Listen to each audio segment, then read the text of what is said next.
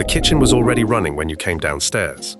Someone had started the fire or turned the knob before you woke, and the house was warm before you thought to ask why. You never counted any of it as worth keeping.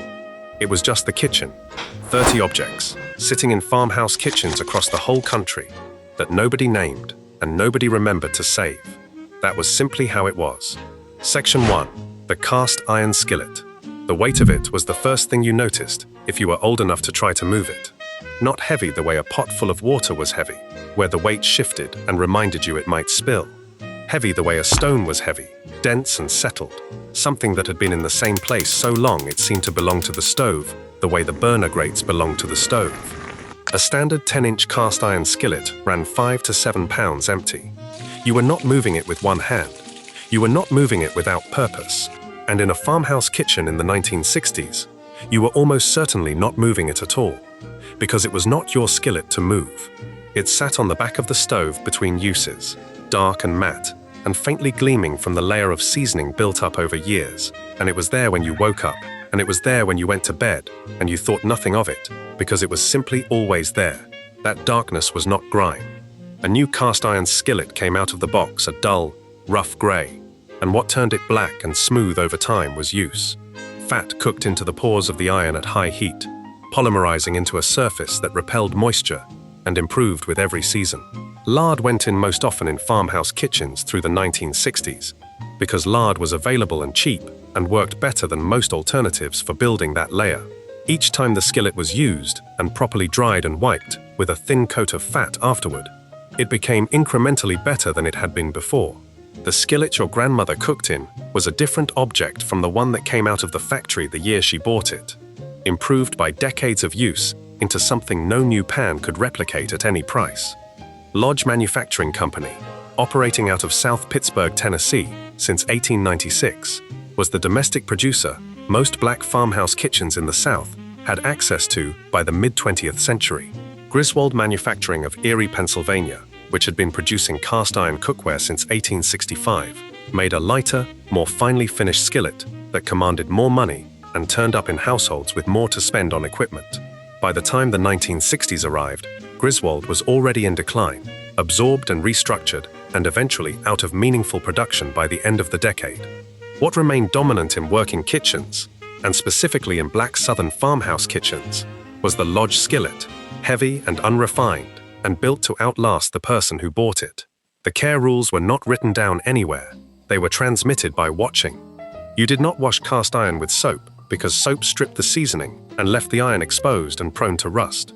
You cleaned it with hot water and a stiff brush, or you wiped it out while still warm, and you dried it on the burner over low heat, so no moisture stayed in the pores. You never left it wet. You never put it away cold and damp. A cook who did not know these things produced a rusty, sticky skillet that was no good to anyone. A cook who knew them kept the skillet for 40 years and handed it to the next person in the household, who used it the same way without being asked to. DuPont had introduced Teflon-coated cookware to American consumers by the early 1960s, and the marketing around it was pointed. Easy to clean, light to lift, nothing sticking without the bother of seasoning or careful maintenance. By 1967, an estimated 20 million Teflon pans had been sold in the United States. Retail prices for non-stick cookware undercut the Lodge skillet, and the pitch was convenience in a decade that was selling convenience above almost everything else. The cast iron skillet on the back of the farmhouse stove did not move. The cook, who had been using it since before you were born, had not been persuaded that easy to clean was the point. The point was the food, and the food was right, and that was the end of it. That skillet sat on the back of the stove, and nobody counted it among the things worth keeping until the kitchens that held it were gone. But sitting on the shelf above it, or on the counter beside it, was something that made an entirely different kind of noise in the morning, something that smelled like serious work before anyone in the house had finished their first thought of the day. Section 2. The stovetop percolator. Before anyone spoke, before the screen door opened, or the work boots came off the mat, the percolator was already going. That sound reached you first, a low gurgle that started soft and built into something rhythmic and insistent. The water cycling up through the stem and over the grounds and back down again, the whole pot talking to itself on the back burner, while the rest of the kitchen assembled around it. If there was a glass knob on the lid, you could watch the liquid change color through it, clear at the start, and then pale amber, and then, by the time it was ready, the deep brown that meant the pot had done its work, and the coffee was serious. You did not need a timer. The sound and the color told you, and anyone who had grown up in that kitchen knew both, without being taught. The stovetop version was the farmhouse standard, well into the 1960s, because it needed nothing a farmhouse kitchen did not already have: a burner and water and ground coffee and the pot itself. The enamelware ones, speckled black and white or dark blue and white in the graniteware pattern that had been in American kitchens since the 1870s, were the kind that appeared most often in black rural households across the South and Midwest, sturdy enough to be passed along and cheap enough to replace without ceremony when they wore out. You filled the bottom reservoir, dropped a tablespoon of ground coffee per cup into the basket, fitted the stem and the lid back into place, and put the pot over medium heat. The whole operation took 2 minutes. What it produced took 10 more, and those 10 minutes were not silent. Coffee in a farmhouse kitchen in the 1960s was not a leisurely morning ritual. Farming required people in the fields before the sun was fully up, and breakfast had to be ready before that, and coffee before breakfast. A family running cattle or tending crops in Georgia or Mississippi or Alabama in 1963 was not sleeping past 5 in the morning, and the person starting the fire or turning the gas knob was not doing it for the pleasure of the experience. The percolator went on because the day required it. It was farm fuel, made strong enough to do that job, and drunk from whatever mugs were clean, and nobody was measuring the grounds carefully or consulting a recipe. The amount that went into the basket was the amount that the cook had always put in, which was the amount her mother had always put in, which was strong. By 1956, percolators of some kind, stovetop or electric, accounted for 64% of all household coffee preparation in the United States. The electric version had been gaining ground through the late 1950s and into the 1960s, with brands like Sunbeam and Farberware positioning countertop electric models as the modern choice, something you set and walked away from without watching the flame. Farmhouse kitchens that had been running the stovetop version for decades adopted the electric model gradually, some making the switch and some not seeing the point. The stovetop pot did not require an outlet. It did not require a cord that could be tripped over or a heating element that could burn out. It required the stove that was already on. What ended the percolator was not the electric version improving it, but something arriving from entirely outside its category. In 1972, a Cleveland businessman named Vincent Marotta introduced the first automatic drip coffee maker for home use, a machine that passed water through grounds exactly once at a controlled temperature rather than recycling the brewed coffee back over the grounds repeatedly, the way percolators did. That repeated cycling was what produced the bitterness serious coffee drinkers had always complained about. By 1979, the machine Marotta's company sold, marketed nationally through a series of television commercials featuring Joe DiMaggio, had claimed 50% of the American coffee maker market at roughly $150 million in annual sales. The stovetop percolator on the farmhouse stove did not go away overnight. It went away the way most things in that kitchen went away, slowly and without announcement, until one day it was simply not there anymore. Before we move on, if you're enjoying this analysis, please consider subscribing. It helps the channel tremendously. That percolator talked to itself every morning for decades, and nobody thought to write down what it sounded like. But across the kitchen from it, sitting where it had always sat, was something that cost almost nothing and did more kinds of work than anyone who did not grow up with one would think to count. Section 3. The flour sack. Something about the pattern on the dish towel hanging from the oven handle had always been slightly off from anything that came off a bolt of fabric. The repeat was wrong, or the color fell where a seam on store-bought kitchen cloth never fell, or the cotton was softer than it had any right to be given what it was used for. You might not have been able to say exactly what was different. You just knew the towel was not from a store. It came from a sack, and if you grew up in a farmhouse kitchen in the 1960s, that distinction required no explanation. Sacks were not discarded in that kitchen. Sacks were the beginning of something else. Cotton commodity sacks held flour, sugar, cornmeal, rice, dried beans, animal feed, and a dozen other staples that a working farm went through in quantity. Each 100-pound bag, once emptied, yielded just over a square yard of usable fabric, woven tightly enough to hold its contents without tearing, and soft enough once washed and bleached, to use against skin. The women who emptied those bags had understood this since the late 1800s, when the first cotton bags began replacing wooden barrels in dry goods. Shipping and farm women along the eastern seaboard recognized within one season that the empty sacking was too useful to burn. By the time the 1920s arrived, repurposing the sacks into dish towels, aprons, diapers, quilt backing, curtains, and children's clothing had become, as researchers at the University of Nebraska later documented, a practice so widespread in rural American households, it was described as common, if not universal. The manufacturers caught on to what was happening to their packaging and made a deliberate move.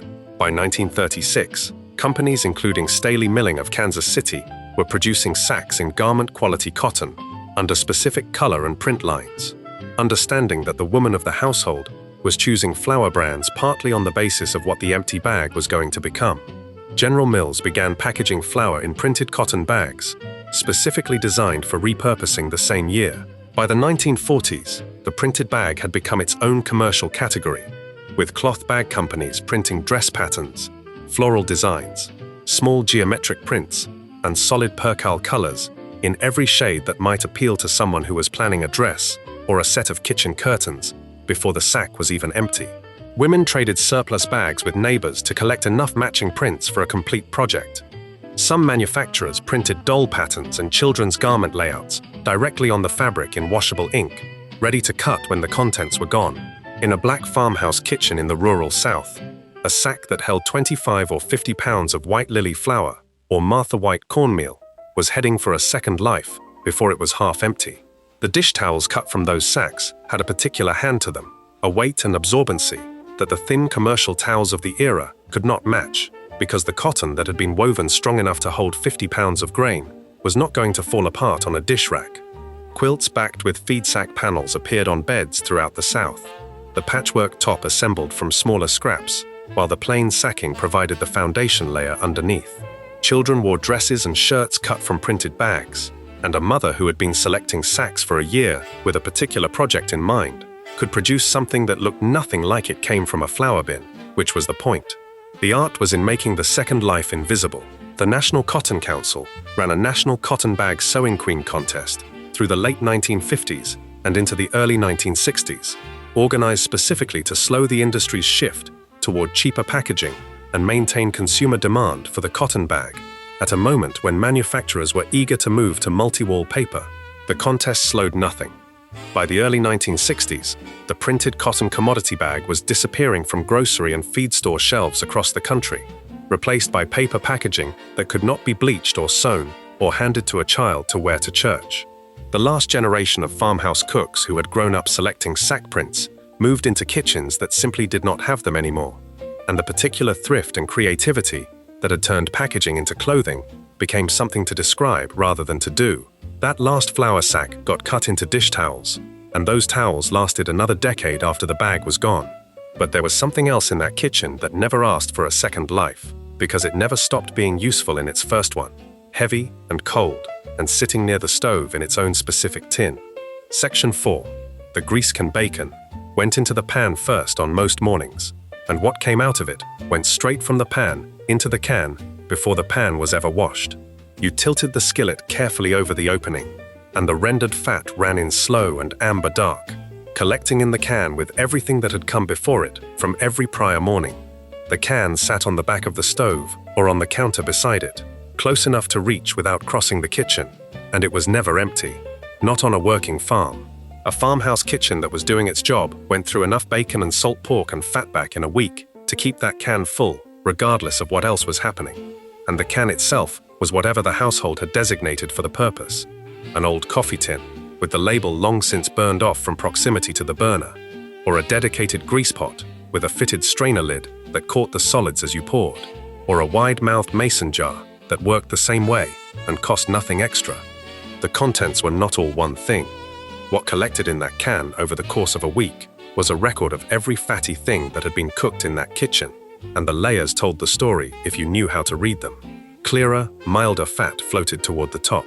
Darker, smokier drippings settled beneath, with more concentrated flavor from the pieces of meat that had come with them. A cook who had been using that can for years knew which layer to reach into, Depending on what she was making, the mild fat went into biscuit dough, where you did not want the bacon to announce itself. The dark stuff went into the cornbread, into the skillet first, so it smoked against the hot iron and gave the crust its particular color and depth. The greens got a spoonful directly into the pot, where the ham hock was already going. Nothing wasted and nothing measured, because the measurement lived in the hand that reached for it. Lard and rendered pork fat had been the primary cooking fat for black families in the American South, since before there was a choice in the matter. As food historians at the Culinary Institute of America have documented, enslaved Africans on southern plantations were provisioned almost entirely with lard and offcuts of pork as their cooking fat, palm oil being their traditional fat from home and entirely unavailable in the American South. What those cooks built from lard over generations, fried chicken and hoe cakes and greens braised low and slow, became the foundation of a cuisine that defined a region. By the 1960s, the farmhouse cook, reaching for that grease can, was not doing it because she had no other option. She was doing it because the food made with it was right, and she had always known it was right, and no marketing campaign was going to change what right tasted like. Procter & Gamble had launched Crisco, the first solid shortening made entirely from vegetable oil, in June 1911, positioning it from its first advertisement as a healthier alternative to cooking with animal fats and more economical than butter. The company published a cookbook in 1913 containing 615 recipes, all of them requiring Crisco, and distributed it free to housewives across the country. The campaign worked on a broad national scale. It worked less completely in black southern farmhouse kitchens, where the grease can stayed on the stove through the 1930s and the 1950s without meaningful interruption. Crisco entered some of those kitchens over time, particularly for baking, where its neutral flavor had genuine utility. But the grease can stayed. The two coexisted on the same counter in many households through the 1960s, without anyone experiencing this as a contradiction. What changed the can's place in the kitchen was not advertising, but the broader health campaigns of the late 1960s, which targeted animal fats specifically as contributors to heart disease and positioned vegetable oils as the modern, medically endorsed alternative. The can did not disappear overnight. It faded slowly, across a decade, as the farmhouse kitchens that had always held it changed into something else, and the generation that had kept the can stopped passing the habit to the one that followed. Before we move on, if you're enjoying this analysis, please consider subscribing. It helps the channel tremendously. That grease can sat in the same spot for 40 years, and nobody thought of it as a tradition until the kitchens that held it were gone. But across the counter from it, something else sat in its own fixed place, with a lid that hinged and a purpose that had nothing to do with heat, keeping what someone had made that morning cool and soft until the next person needed it. Section 5. The tin bread box. The corner of the counter where it sat was its corner, and putting anything else there would have felt like setting something on top of the stove. The space belonged to the box the way the skillet's burner belonged to the skillet, a fixed arrangement that had been in place longer than any child in that kitchen could remember, and that nobody had decided on recently, because nobody needed to decide. The tin bread box simply occupied its corner the way permanent things occupy their places, without announcement and without requiring explanation. And the only time you thought about it at all was when you lifted its lid and the smell of whatever bread was inside came out. And that smell told you exactly where you were and what time of day it was, in a way that nothing else in that kitchen did quite so specifically. A bread box existed to solve a problem that homemade bread created by its nature.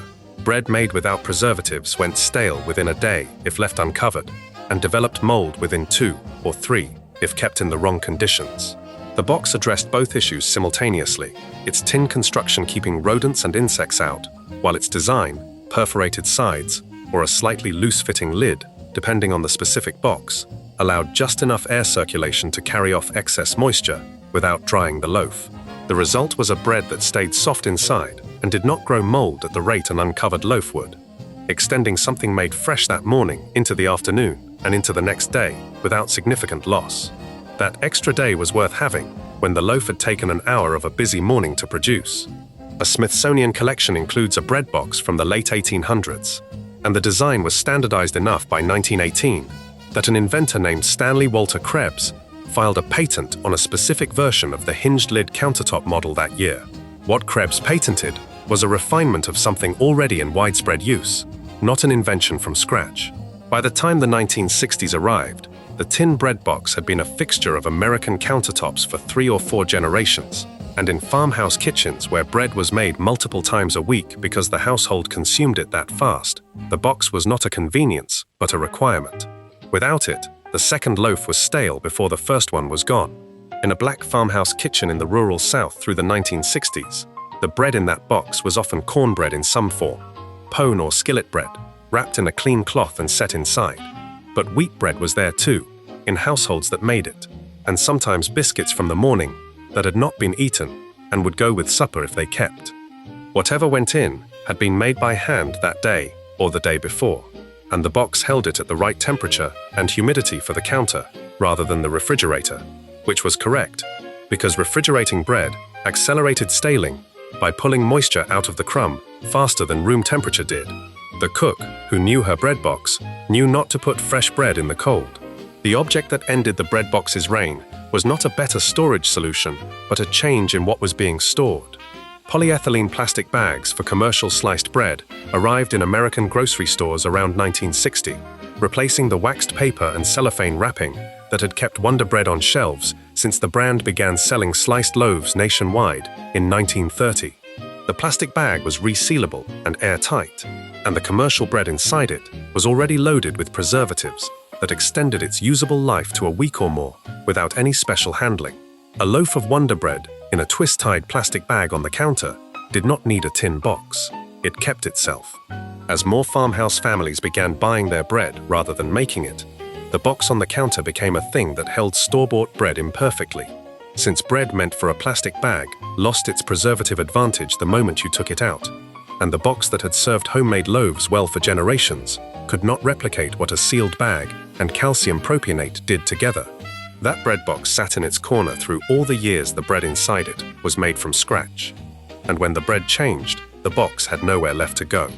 But back toward the stove, something heavier waited on a low shelf, something that came out in summer and filled the whole kitchen with a different kind of pressure entirely. And that meant the harvest was coming, and someone had been awake since before the light changed. Section 6. The pressure canner. Lifting it off the low shelf required both hands and a clear path to the stove, because the canner was not the kind of object you moved casually or with something else already in your grip.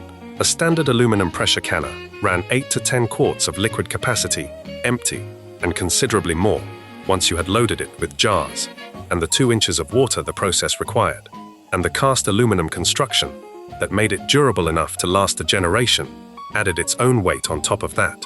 Children in that kitchen understood without being told that the canner was not their object to touch or carry. The adults carried it, set it on the burner, and began the sequence that would occupy the kitchen for most of the next several hours. And the kitchen during those hours belonged to the canner in a way that nothing else in the room could match. The sound it made when pressure was correct was a slow, rhythmic rocking from the weighted gauge on the lid, a loose metal knocking that the cook monitored from wherever else in the kitchen she was working, because that sound told her the temperature inside had reached the 240 degrees Fahrenheit that the process required, and was holding there. Below that temperature, the food in the jars was not safe. Above it, by too much, the jars could fail.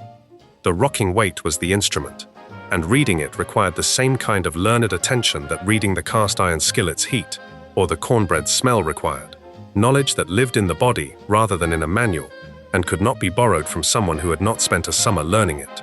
Northwestern Steel and Iron Works, based in Eau Claire, Wisconsin, had been producing large pressure canning equipment for commercial use since the early 1900s, and introduced home-sized models by 1915.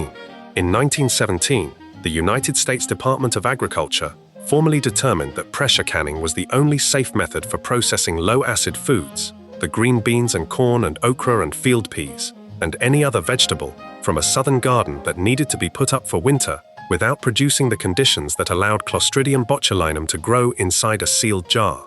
The company renamed itself the National Pressure Cooker Company in 1929 and marketed its products under the Presto name. The All-American Pressure Canner, produced by the Wisconsin Aluminum Foundry beginning in 1930, with a metal-to-metal seal rather than a rubber gasket, had a specific following among serious canners, because the metal seal never needed replacement, and the canner itself, treated correctly, outlasted any gasket-dependent alternative by decades. The peak of American home canning came in 1943, when wartime victory garden programs and a government push toward home food production resulted in more than 4 billion cans and jars processed in American homes that year. The Depression-era Works Progress Administration had helped create more than 3,600 community canning centers across the country, the majority concentrated in the South, where the tradition of putting up vegetables for winter was already deeply established. Those centers closed after the war, but the practice they had reinforced did not close with them. In a black Southern farmhouse kitchen, through the 1960s, the summer canning season was not a hobby and was not optional. A garden that produced more than a family could eat fresh in the weeks it came in, produced the difference between eating well in January and making do on what the grocery store had in winter, and the canner was the instrument that made the conversion possible. Summer was when it came off the shelf. Green beans went in first as a rule, because they came in early and in volume, and a full canner of quart jars of beans represented several meals stored without electricity, without a freezer, without anything more than the jar and the lid and the process. Tomatoes followed, then corn, cut from the cob into wide-mouthed jars, then whatever the garden had given in quantity that week. By the time autumn arrived, the shelf that held the empty jars in spring was full again, and the canner was back on its low shelf, and the summer's work was visible in rows of sealed glass every time someone opened the pantry door. Nobody counted that work as remarkable. It was simply what summer was for. Before we move on, if you're enjoying this analysis, please consider subscribing. It helps the channel tremendously. That canner filled the shelf with everything summer had given, and the proof of the season's work, lined up in rows and waited for winter to require it. But the jars themselves were their own object, specific and named, and carrying more history in their design than most people who reached for one ever stopped to consider. Section 7. The ball mason jar. The pop of a sealed lid, releasing under a butter knife, worked around the edge, was a sound that only happened when everything had gone right the summer before. A lid that had sealed correctly during processing, held under vacuum through the months on the shelf, and when you broke that seal in January to reach the green beans, or the tomatoes, or the peaches that had gone in during August, the small percussion of the vacuum releasing was the confirmation that the work had been done correctly, and the food inside was what it was supposed to be. A lid that gave without that sound, that lifted too easily, or that had domed upward during storage, meant something had gone wrong, and the jar and its contents went out, rather than onto the table. You learn to read that sound the way you learn to read the canner's rocking weight and the skillet's heat, by being present when it happened enough times that the right version and the wrong version were immediately distinguishable. The jar itself started with a New York tinsmith named John Landis Mason, who was 26 years old when he patented a screw-thread glass container and its matching zinc lid in 1858. Mason's invention gave home canning its reliable airtight seal for the first time, and the jar spread through American kitchens quickly enough that the name Mason attached permanently to the design, regardless of who manufactured it. When Mason's patent expired, the field opened to competitors, and in 1884, two brothers named Frank and Edmund Ball, who had borrowed $200 to buy a small tin can business in Buffalo, New York, discovered the patent had lapsed and began producing their own version. 2 years later, after a fire destroyed their Buffalo operation, Muncie, Indiana, offered the brothers a cash subsidy, free natural gas, railroad access, and a favorable price on land if they moved their glassmaking there. The offer was accepted, and the Muncie plant opened in 1888, rapidly expanding to meet a demand that grew with every canning season. The particular blue-green color that collectors now call ball blue was not a design choice. It came from iron and other minerals naturally present in the silica sand the company used in its glass mixture, and early jars varied in depth of color depending on the composition of each batch. Ball introduced the first semi-automatic glassmaking machine in 1897, which standardized jar sizes and cut production costs dramatically. And the perfect mason jar the company introduced around 1913 became the most recognized version of the design in American kitchens. By 1939, Ball was manufacturing 54% of all home canning jars produced in the United States. In 1915, a grocery wholesaler named Alexander Kerr filed a patent for a two-piece lid system, a flat metal disc with an integrated sealing compound and a separate reusable screw band to hold it in place during processing. The band could be reused indefinitely. The disc was intended for single use, its sealing compound compressing correctly only once against the jar's rim. In practice, Dabbled in farmhouse kitchens where nothing useful was discarded casually, the flat lids were sometimes reused until a failed seal at opening time indicated they had been used past their effective life. The band went back in the jar with the other bands and waited for next summer. The jar itself was effectively permanent, barring a chip or a crack, and jars moved through decades of canning seasons in the same household without being replaced. What the jar did after canning season was as important in many black farmhouse kitchens as what it did during it. The wide-mouth quart jar made a functional drinking glass, sturdy enough not to break when children handled it, tall enough to hold a significant amount of whatever was being poured, and requiring no particular care beyond washing. Whole families in the rural South used mason jars as everyday drinking glasses through the 1960s without any sense of improvisation, because the jar was already present in the kitchen in quantity, and the household glassware situation did not always require anything else. The jar held sweet tea and water and whatever else was poured into it, and it went back to canning service the following summer without having lost anything it needed for that purpose. Those jars sat in rows through the winter and came back empty to the shelf in spring, and the shelf knew exactly what was coming next. But in a different drawer of that farmhouse kitchen, something smaller waited on a hook or in a drawer, something with a crank and a set of wire loops that made a specific sound when you got it up to speed, a sound that meant something was about to become something else. Section 8. The hand crank egg beater. Getting it up to speed was a matter of the first few cranks, the gears catching, and the two wire loops beginning to rotate in opposite directions. And then the sound leveled out into something almost mechanical, a steady, high-pitched whirring that told everyone within earshot that someone was beating eggs or cream or batter, and that whatever was being made required the beater rather than just a fork. Children in that kitchen knew the sound. It was faster and more purposeful than stirring, and it produced a different kind of attention in the room, a sense that something was being transformed rather than simply moved around in a bowl, that the pale yellow of egg yolks and the clear viscosity of whites were about to become something lighter and more useful than they had been 30 seconds before. The standard form of the rotary egg beater had been settled since the 1880s, when the Dover Stamping Company of Boston consolidated a series of competing patents into what became the dominant design in American kitchens.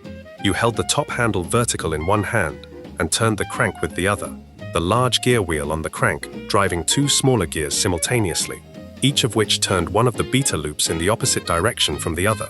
That opposing rotation was the mechanism that did the actual work, the two loops passing through each other in the center of the bowl and folding air into whatever was in it, faster than any single wire could manage. J.F. and E.P. Monroe had patented an early version of this principle in 1859, and the Dover Company built its franchise on that foundation through the remainder of the 19th century, to the point where recipes in American cookbooks through the early 20th century routinely called for a Dover beater, as if it were a generic term rather than a brand name.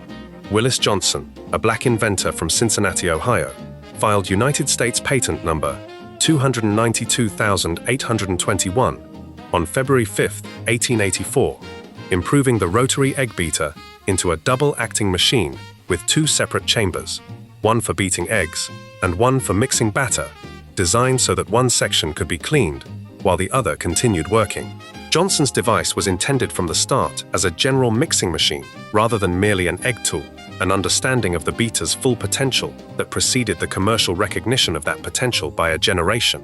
The Echo Housewares Company of Chicago, which purchased the A&J Manufacturing Company of Binghamton, New York in 1929 and inherited its line of rotary kitchen tools, became the dominant manufacturer of the hand crank beater in American kitchens through the mid-20th century.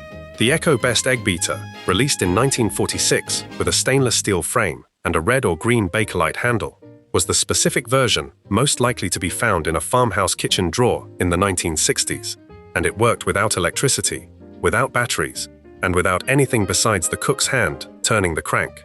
The Sunbeam Mixmaster stand mixer had been on the American market since 1930, designed by an engineer named Ivar Jepson, and mass-marketed as the first home appliance that did the work of the hand beater without occupying either of the cook's hands. By the early 1960s, Sunbeam's hand mixer, a corded electric model with 2 detachable beaters and 3 speeds, was available at a price that put it within reach of many households that could not afford a stand mixer. Both of these things were true simultaneously, and the hand crank egg beater sat in the farmhouse kitchen drawer Alongside this knowledge, the way every tool that still worked sat alongside its replacement, on the basis that the drawer was there and the tool still functioned, and there was no reason to throw out something that continued to do its job. For beating 2 eggs for a Monday morning, reaching into the drawer for the echo, and giving the crank 30 seconds of attention was faster than plugging in anything and waiting for a motor to warm. What the hand crank beater produced that no electric version replicated was the immediate physical feedback of the thing it was working on. You felt the eggs thickening against the loops as you cranked. You felt the cream beginning to hold its shape. You knew when it was done, because your hand told you before your eyes did. The resistance changing in a way that the machine simply reported as sound, but the hand understood as texture. Before we move on, if you're enjoying this analysis, please consider subscribing. It helps the channel tremendously. That beater went back in the drawer when the bowl was done, and the drawer closed, and the kitchen moved on to the next thing. But on the other side of the kitchen, clamped to the edge of the counter, or bolted to a board, something heavier waited. Something that turned raw meat into what the cook needed it to be, one slow revolution at a time. Section 9. The hand crank meat grinder hog, killing day, put everything in that farmhouse kitchen to work, and the meat grinder was at the center of it, from morning until the light went flat in the afternoon. On a working farm in the rural South through the 1960s, late autumn was when the hog came down, and the processing of a single hog produced more cutting and grinding and stuffing and rendering than any one day's kitchen work ordinarily required. The grinder clamped to the counter edge. The wing nut tightened against the underside of the lip until the cast iron body sat without play, and then the scraps went into the hopper, and the crank turned, and the meat came out through the perforated plate in thin ribbons that collected in the bowl below. And what had been the less presentable parts of the animal, the jowl meat and the shoulder trim and pieces from around the neck, became something usable. Sausage seasoning went in. The mixture went into casings or into a pan as loose sausage, and nothing from that hog was wasted, because the grinder made sure it didn't have to be. Landers, Frary and Clark of New Britain, Connecticut, first sold their universal food chopper in 1897, and the device proved so popular that the company was still listing it in their catalog more than 60 years later. The National Park Service notes a Universal No. 2 food chopper in the collection from the Kennedy family home in Brookline, Massachusetts, purchased in 1967 as an antique, which indicates that by the late 1960s, the grinder had already acquired the status of something historical, the kind of object that ended up in a museum context rather than an active kitchen. In working farmhouse kitchens across the rural South, it had not yet made that transition. It was still in use, still clamped to the same counter it had always occupied, because store-bought ground meat was a city convenience that had not reached every rural household equally, and because a cook who had been making sausage her whole life had no particular reason to stop. The Universal came in sizes numbered by grinding capacity, the 2 being the most common household model, and included interchangeable plates in fine, medium, and coarse perforations. You selected the plate based on what you were making: coarse for breakfast sausage, where you wanted texture; fine for a liver pudding or a hash, where you wanted the meat to integrate with everything else in the pan. The auger inside the cast iron barrel was what did the actual work: a spiral screw that pulled the meat from the hopper down into the barrel and forced it through the plate under continuous pressure as the crank turned. The sound of it working was specific, a low rhythmic resistance, and when the meat was cold and firm, the crank required real effort, and when it warmed up from the friction of the grinding, it moved more easily. Children who were old enough to be useful were put to work at the crank, and they learned quickly that steady, even revolutions worked better than fast ones that stalled. Beyond hog killing, the grinder appeared whenever leftovers needed a second life. Cold roast pork went through it for hash. Chicken carcasses, the meat picked off and collected, went through it for croquettes or patties. A cook managing a farmhouse table on a budget understood that the grinder extended a piece of meat across more meals than the piece could otherwise reach. That ground meat, combined with other ingredients, produced volume that the unground version could not. Landers, Frary and Clark operated for 102 years before the J.B. Williams Company acquired the majority of the business in 1965, with the food chopper division passing to the Union Manufacturing Company. The grinder they had sold since 1897 outlasted the company that made it in kitchens across the country, still mounted to the same counter decades after the catalog that listed it had gone out of print. That grinder clamped to the counter and stayed there through every season that required it, heavy and fixed, and exactly where it had always been. But covering the table itself, underneath everything set on it each morning, something wiped clean and patterned sat, without anyone giving it much thought, doing a job so constant it had become invisible. Section 10. The oilcloth table cover. Cold to the touch in the morning, before the stove had been going long enough to warm the room, the oilcloth surface had a slight give that fabric did not, and a gloss that bare wood did not, and a wet rag moved across it in one direction, took everything with it. 3 seconds and the table was ready for the next thing. That quality, a surface that reset instantly, without requiring anything more than water and a cloth, was the entire argument for the oilcloth on a kitchen table that was used as a kitchen table was supposed to be used, which meant it was used for everything. Meals, yes, but also dough rolled out and cut, beans snapped into a bowl, fish cleaned before frying, homework done after supper, letters written when there was time. The oilcloth took all of it without complaint and gave nothing back except the clean surface when you wiped it. The base material was cotton duck or linen, tightly woven and coated with boiled linseed oil, processed with metal salts to create waterproofing. The production process for true oilcloth was slow and precise. Each layer of oil applied thin and left to cure through oxidation before the next went on. The whole surface built up gradually into something durable and glossy. Columbus Coated Fabrics Corporation, founded in Columbus, Ohio, in 1900, produced their blendback line of oilcloth in the printed patterns that became the standard across American kitchens through the first half of the 20th century. By the 1940s, the original linseed oil process had given way to vinyl coating, which was cheaper to produce and more consistent in its waterproofing, and the product that sat on the farmhouse table through the 1960s was technically vinyl-coated cloth, while still being called oilcloth by everyone who bought and used it. The name had outlasted the original material by 2 decades. The patterns were specific to their era. Roosters appeared on farmhouse oilcloth with a frequency that exceeded any plausible decorative logic. Cherries in clusters appeared. Gingham checks in red and white or blue and white appeared, the patterns small and regular and suited to a surface that had to look clean, even when it was not quite clean yet. Fruit arrangements, single flowers, small repeating geometric shapes. Whatever pattern was on the roll at the dry goods store or the hardware store when the cook went looking was what ended up on that table, and it stayed there until it cracked at the edges from repeated folding and unfolding, or until a hot pot set too firmly in one place left a mark that wiping could not remove, and then it was replaced with the next pattern available, which was usually different from the last one, but always within the same general visual language of the farmhouse oilcloth, busy and practical and slightly too bright.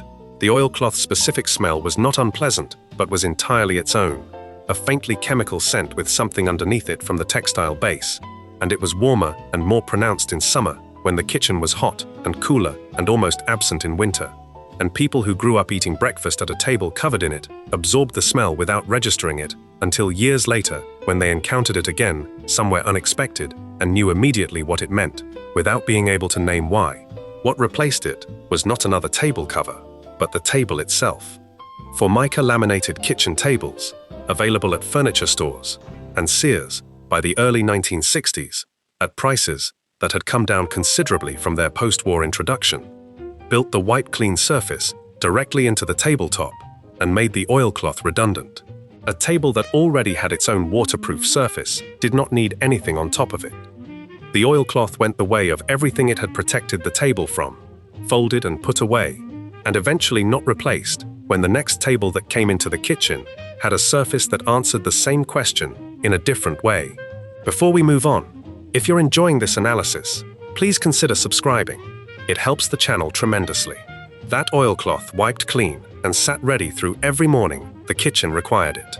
But somewhere else in that farmhouse, usually in a corner or near a door, something taller waited on the days when cream had been separated long enough. Something that asked for the whole length of your arms, and a patience most mornings did not have. Section 11. The butter churn. The dasher moved up and down in the same motion for 30 minutes, and the sound it made changed over that time in a way that told you where you were in the process before you lifted the lid to check. Early on, the sound was liquid and open, the dasher moving freely through cream that splashed back around it.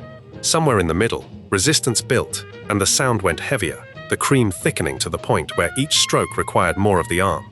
Then, If the temperature had been right and enough time had passed, the sound changed again into something shorter and more definite, less splashing and more thudding, and that change was the signal. You lifted the lid and found the small yellow clumps gathering in the buttermilk, the fat having finally broken from the liquid and begun finding each other. And you kept going until the clumps were substantial enough to collect.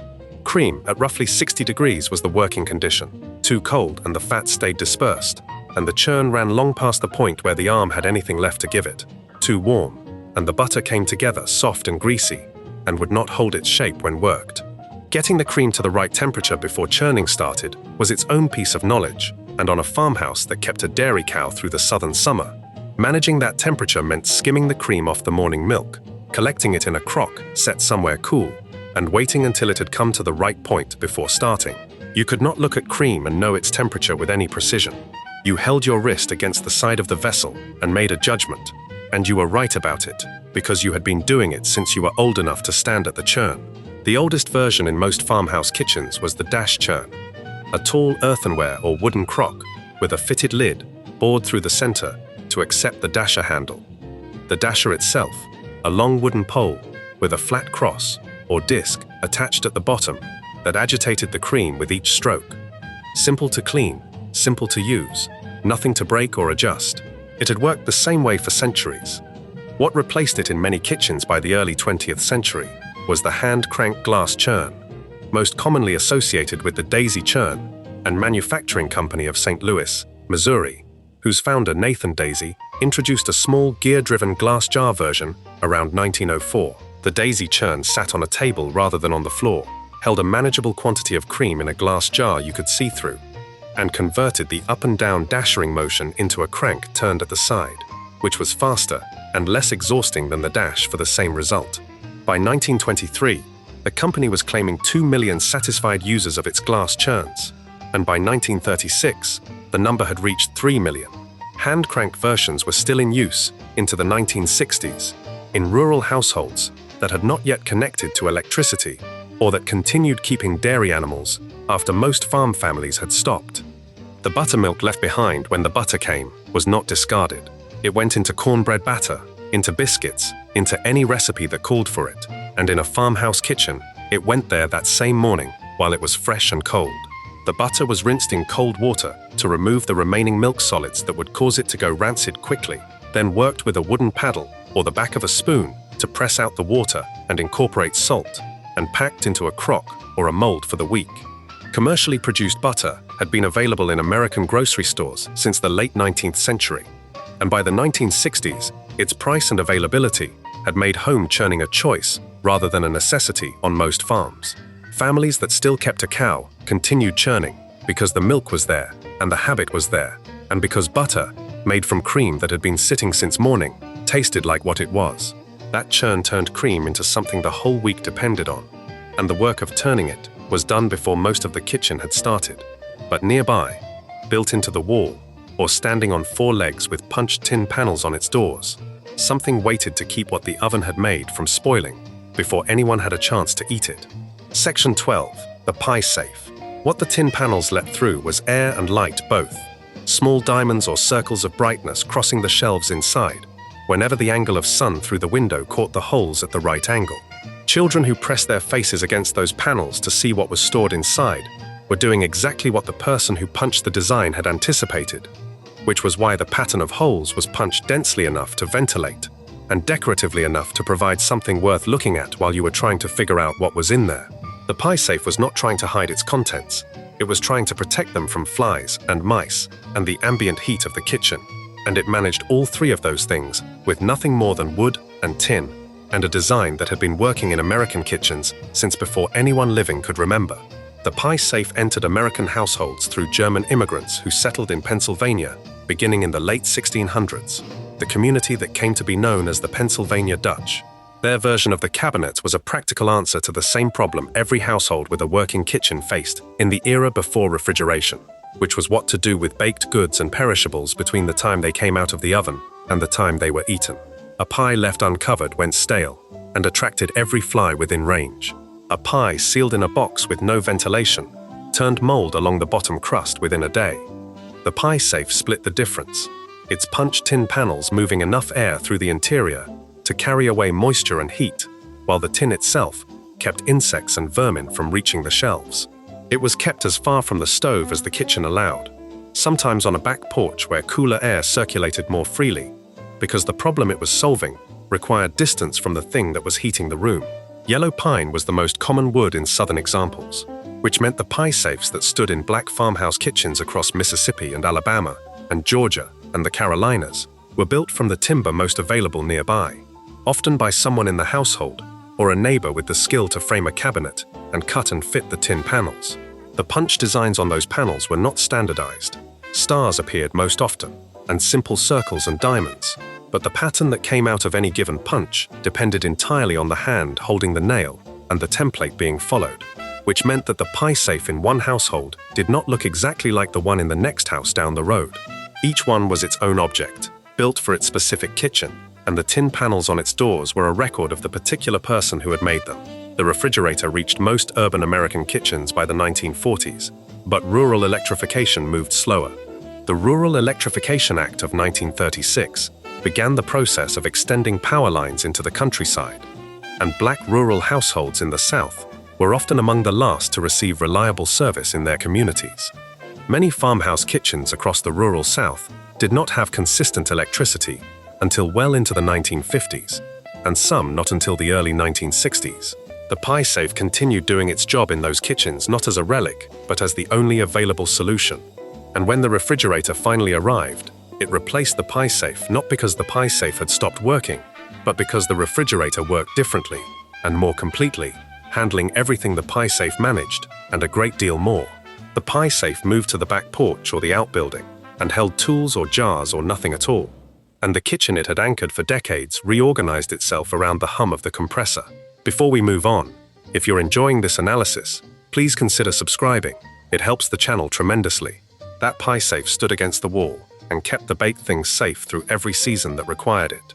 But on the other wall of that kitchen, taking up more space than anything else in the room and demanding more of the cook's attention than any other object in it, something sat on iron legs and ran on wood or coal and heated everything in that house that got heated.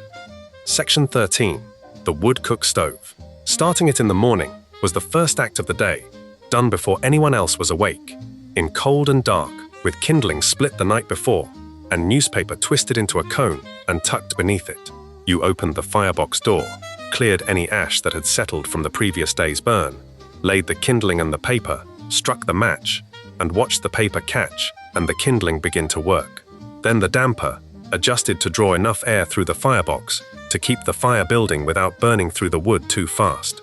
Then the waiting, which was not passive, because the stove needed attending while it came up. More wood added in stages. The damper adjusted again as the temperature climbed, until the cast iron cooking surface was hot enough to hold a wet finger test and respond to it in a way that told you where you were.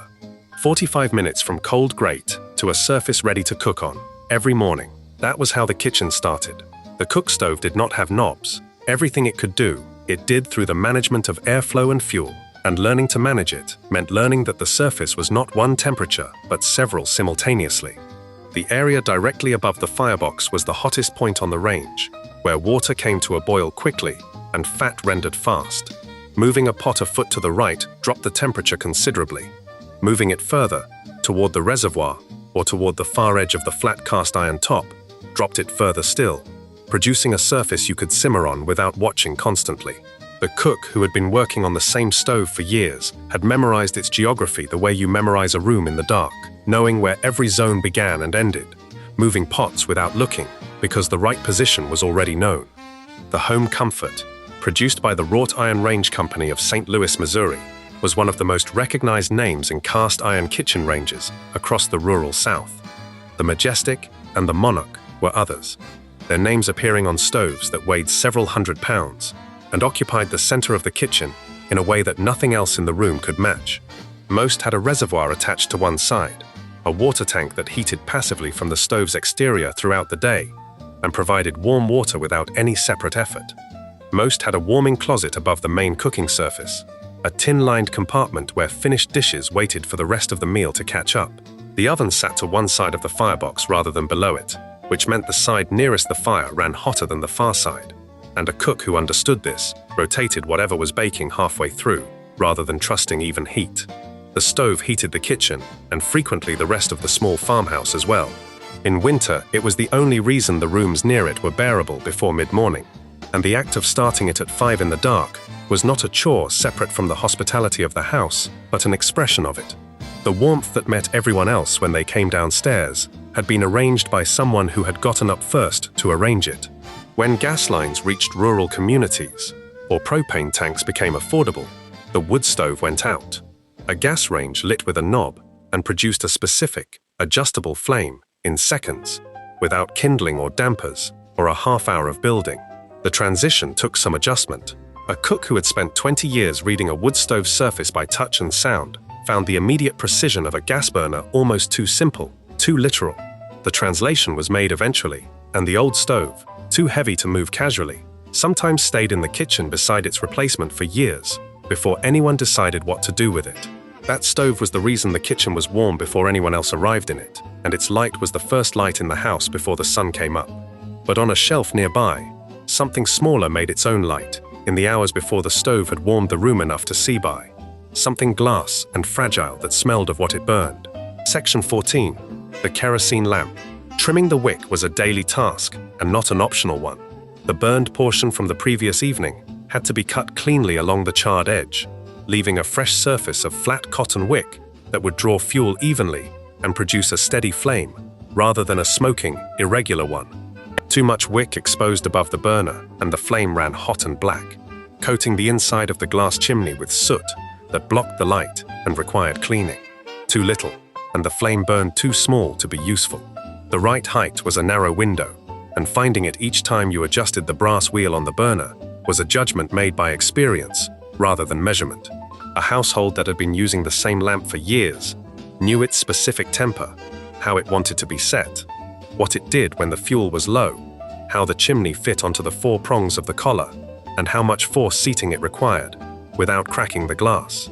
Kerosene as a lamp fuel became widely available in the American market, following its derivation from petroleum in the mid-19th century, a development credited independently to Abraham Gesner of Canada in 1846, and to refiners working from his method in subsequent years. Kerosene burned cleaner and brighter than the whale oil and lard oil that had preceded it, and it was considerably cheaper. By the 1920s, rural households across the United States were consuming approximately 1.5 billion gallons of kerosene annually for lighting, a figure that indicates how thoroughly the fuel had embedded itself in the daily operations of farmhouse life.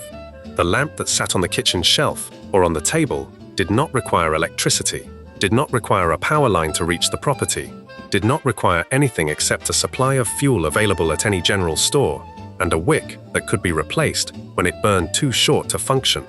In 1935, more than 90% of American farms still lacked electrical service. The Rural Electrification Administration, established that year, began extending power lines into the countryside and had reached approximately 40% of farms by 1945 and over 90% by 1955. Those national figures, however, did not distribute evenly across communities. Black households in rural areas of the Deep South were frequently among the last to be connected, regardless of when the lines reached the general vicinity, held back by the same structural inequalities that governed access to most public infrastructure in those decades. The kerosene lamp that was a temporary measure in some farmhouse kitchens was a permanent fixture in others, well into the early 1960s, not from lack of preference for electricity, but from lack of access to it. The light the lamp produced was warm and yellow, and cast in a circle that fell off sharply at the edges.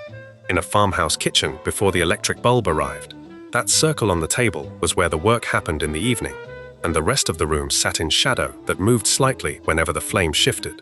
Reading was done close to it. Mending was done under it. The morning's biscuits were rolled on the side of the table where the light reached. Children who grew up in that kitchen understood without being told that the lamp's circle defined the workable territory of the room after dark, and that crossing out of it meant moving into a different quality of dark, softer than outdoor dark, but still requiring adjustment. The glass chimney had to be washed weekly to remove the buildup of soot and oil residue that dimmed its output.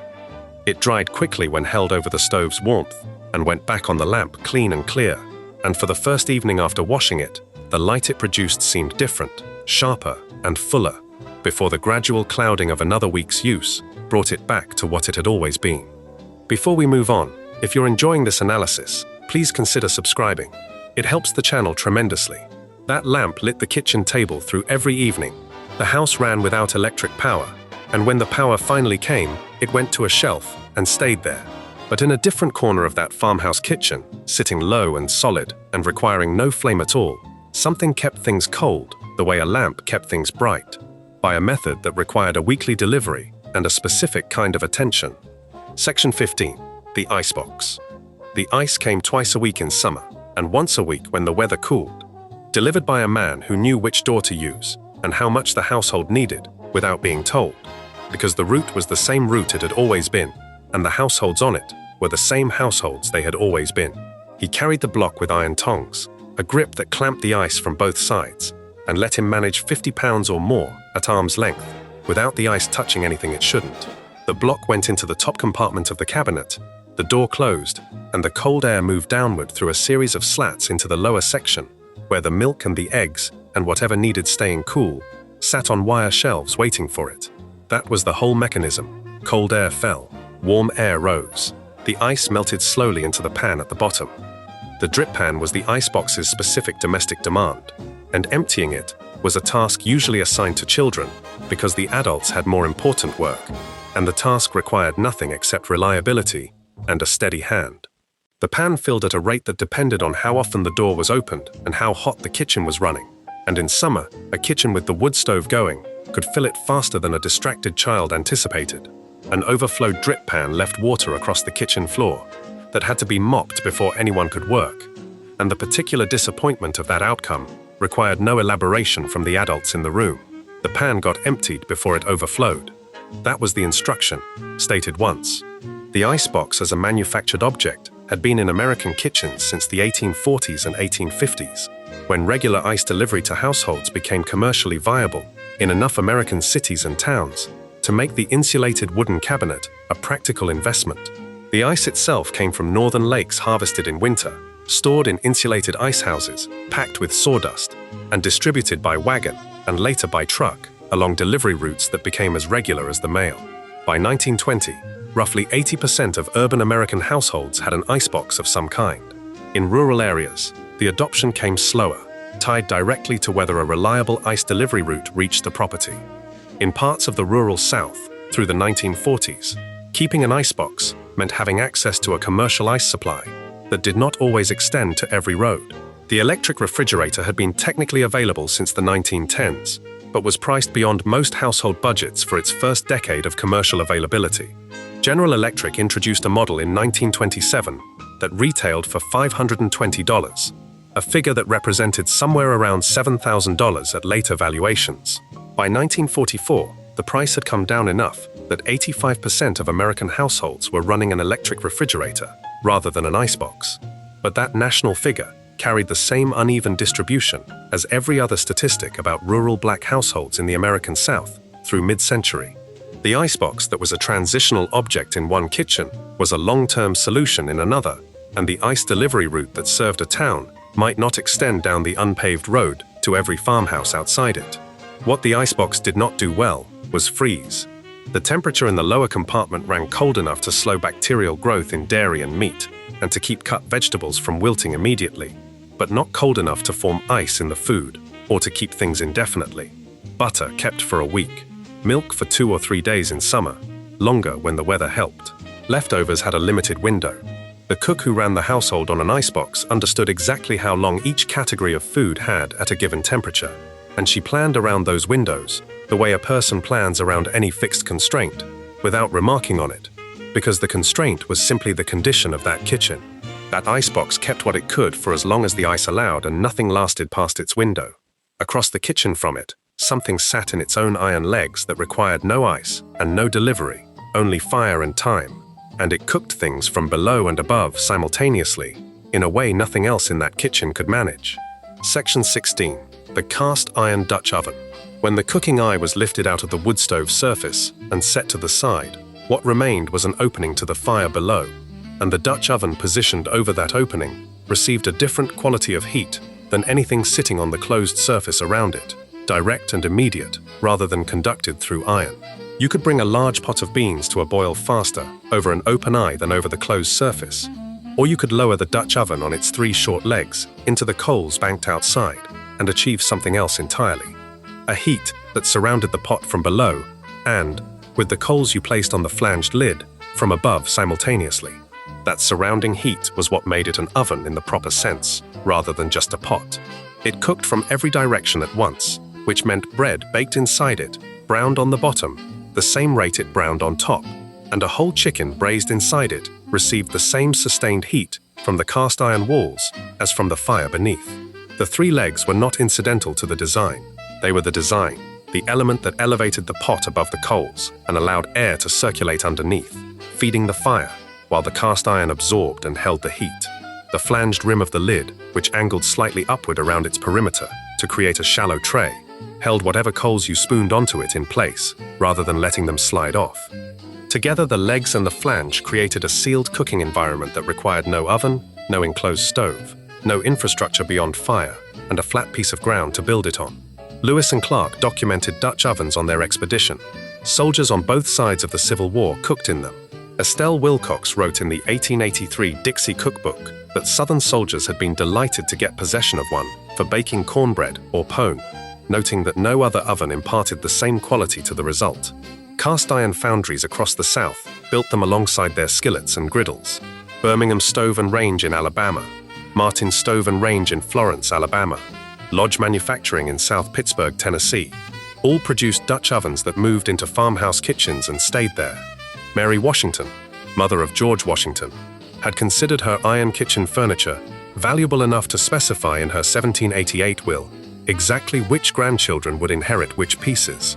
Wills throughout the 18th and 19th centuries settled cast iron the same way they settled land, because cast iron outlasted almost everything else a household owned, and its value was understood to compound with use rather than diminish. In a black farmhouse kitchen in the rural South through the 1960s, the Dutch oven did its most consistent work on the wood stove, rather than over open coals, sitting on the surface or positioned over an open eye for dishes that required sustained, enclosed heat.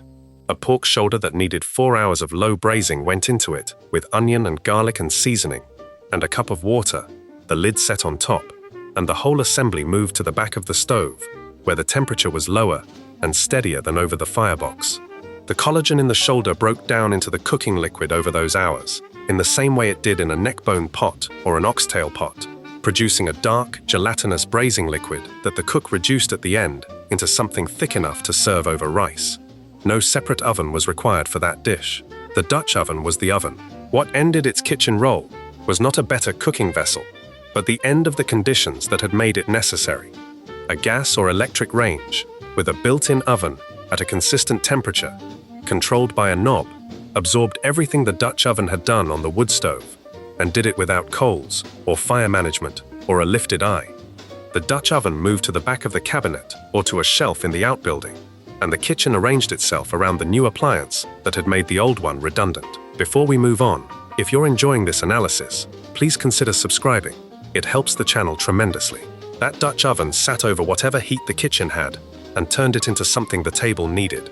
But a different season brought a different kind of work to that counter, and when the apple trees came in, something else clamped to the edge of the table and moved through a bushel faster than any knife, one peel at a time.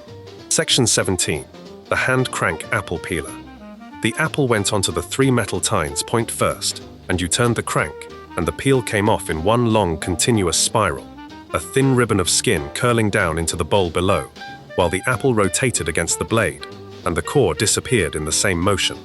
The whole operation took less than 20 seconds per apple, from mounting to the finished product dropping into the collection bowl, peeled and cored and sliced all at once by a sequence of blades that engaged in order as the crank turned. Without the machine, the same apple required a knife, a cutting board, 2 separate tools for coring, and considerably more time per piece. With the machine and a bushel of apples waiting in a wooden basket on the floor, a farmhouse kitchen could process more fruit in a morning than 2 people with knives could manage in a day, and the work went to whoever was available rather than requiring particular skill. because the skill was in the machine rather than in the hand. David Harvey Goodell of Antrim, New Hampshire, received a patent in 1864 for what he called the lightning apple parer, a mechanical peeling device that used a clamping base to fix to any table edge and a crank-driven arm to rotate the apple through a swiveling blade. His marketing started slowly. A New York firm managed to sell 2,400 devices over 2 years at a pace that satisfied nobody, least of all Goodell. He took the machine on the road himself, demonstrating it at county fairs and farm gatherings, and sold 24,000 units in less than a month through his own efforts. The figure tells you something about what he was selling. Every household that grew or bought apples in volume had been waiting for exactly that machine without knowing it was coming, and once they saw it demonstrated on a real apple, the purchase was immediate. By 1875, the Goodell Company in Antrim had 150 employees and an annual payroll of $50,000.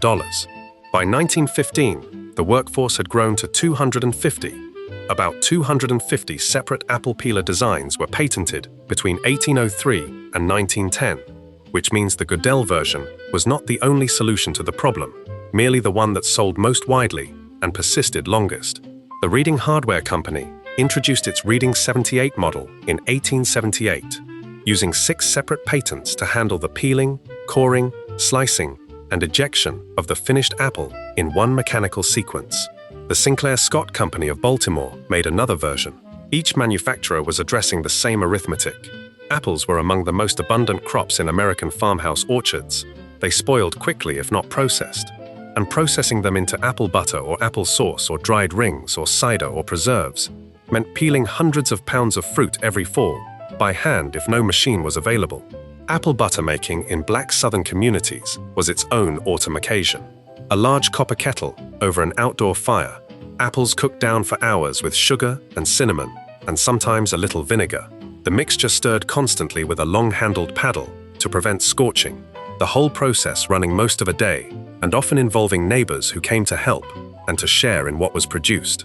The apple peeler was what happened inside before the kettle went on outside, the preparatory work of removing skin and core from whatever the trees had given that year.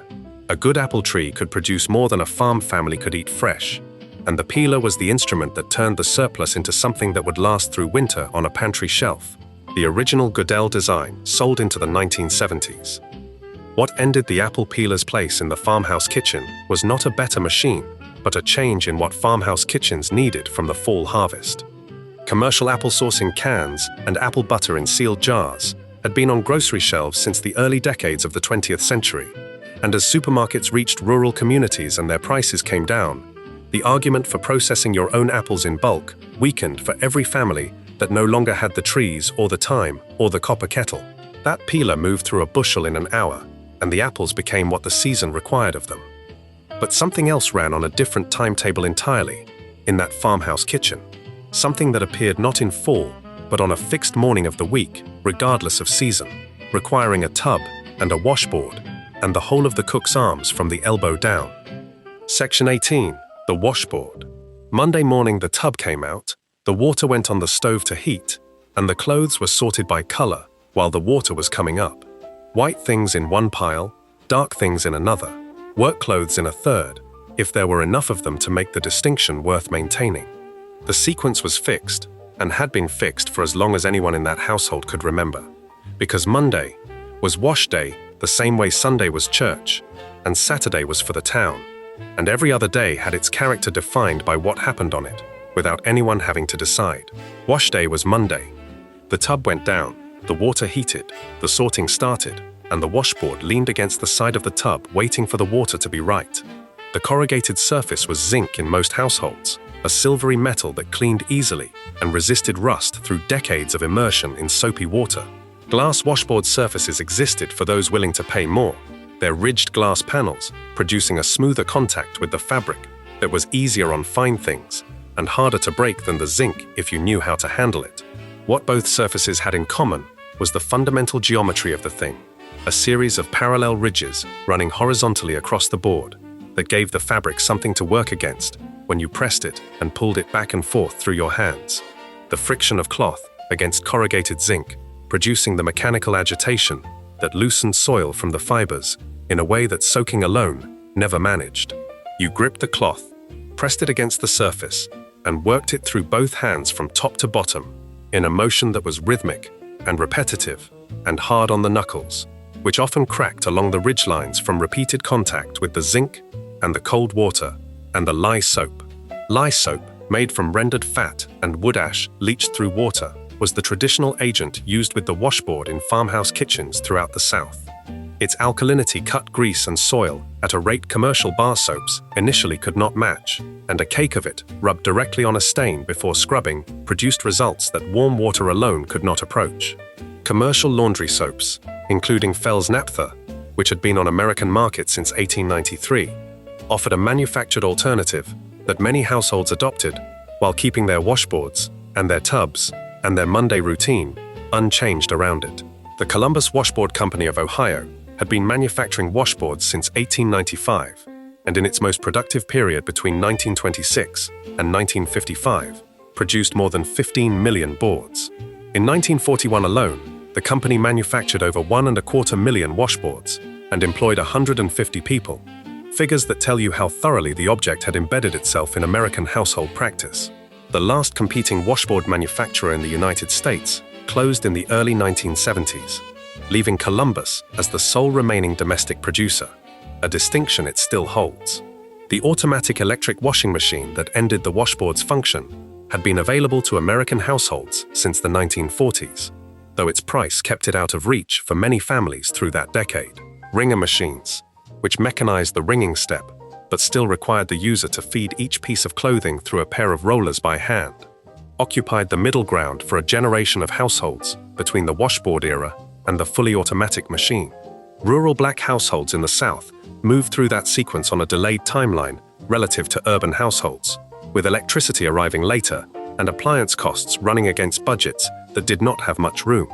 The washboard that was retired in a city apartment in 1949 might still be in active use on a farmhouse back porch in 1961, doing exactly what it had always done while the rest of the country watched television and ran electric machines. Before we move on, if you're enjoying this analysis, please consider subscribing. It helps the channel tremendously. That washboard ran through the week's laundry and went back against the wall until next Monday. But right beside the stove, used not once a week, but a dozen times every cooking day, something small and wooden held the one ingredient that went into everything. Reached for so constantly, it had become invisible, the same way the table itself was invisible. Section 19. The salt box. 2 fingers went into it rather than a measuring spoon, because the cook who had been reaching into that box for 20 years knew what 2 fingers held and did not need a teaspoon to confirm it. The pinch was calibrated to the dish being made and to the amount already in the pot, and it landed in the water or the skillet or the bowl with a precision that measuring equipment could not have improved on, because the knowledge was in the hand rather than in any instrument. The wooden lid lifted, the fingers went in, the lid dropped back, and the kitchen kept moving without interruption. That sequence happened a dozen times in a single day of serious cooking, and it happened so quickly and so consistently that it registered as a gesture rather than an action, something the body did without the mind directing it, the same way an experienced driver shifts gears.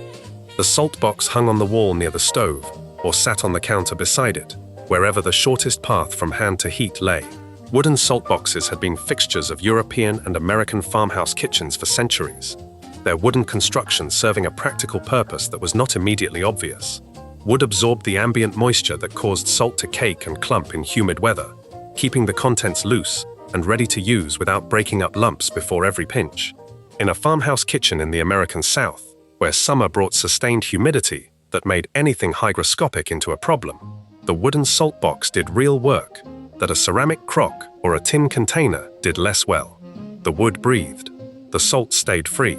The salt box was not only practical, it was, in German household tradition, a symbol of hospitality, and in British and Irish tradition, it suggested a well-run home in a way that a disorganized or half-empty kitchen did not.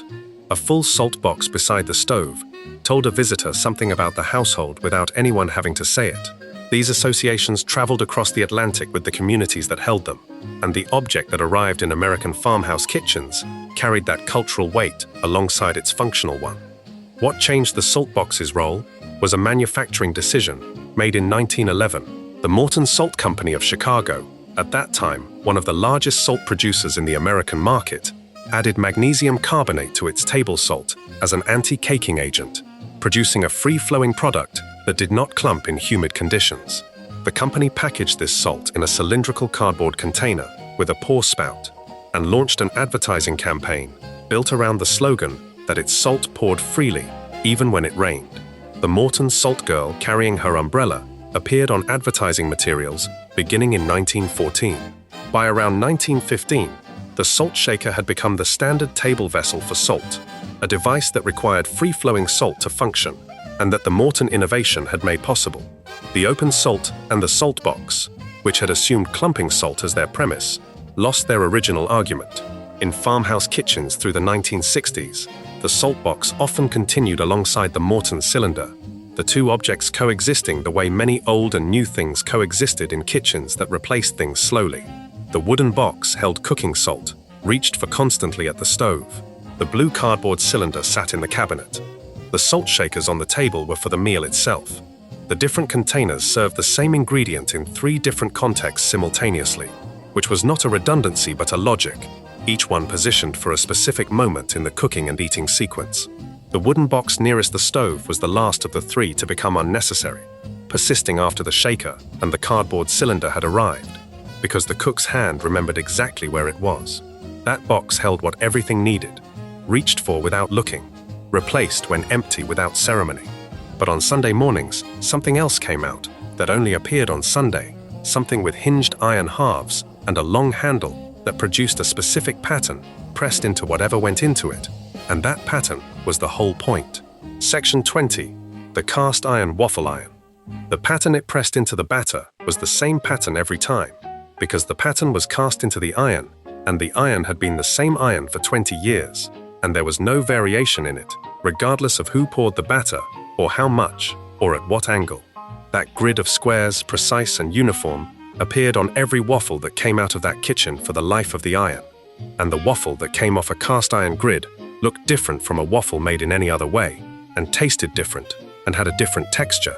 The deep grid, creating more surface area for butter to pool in, and more edge per square inch than a shallow impression could produce.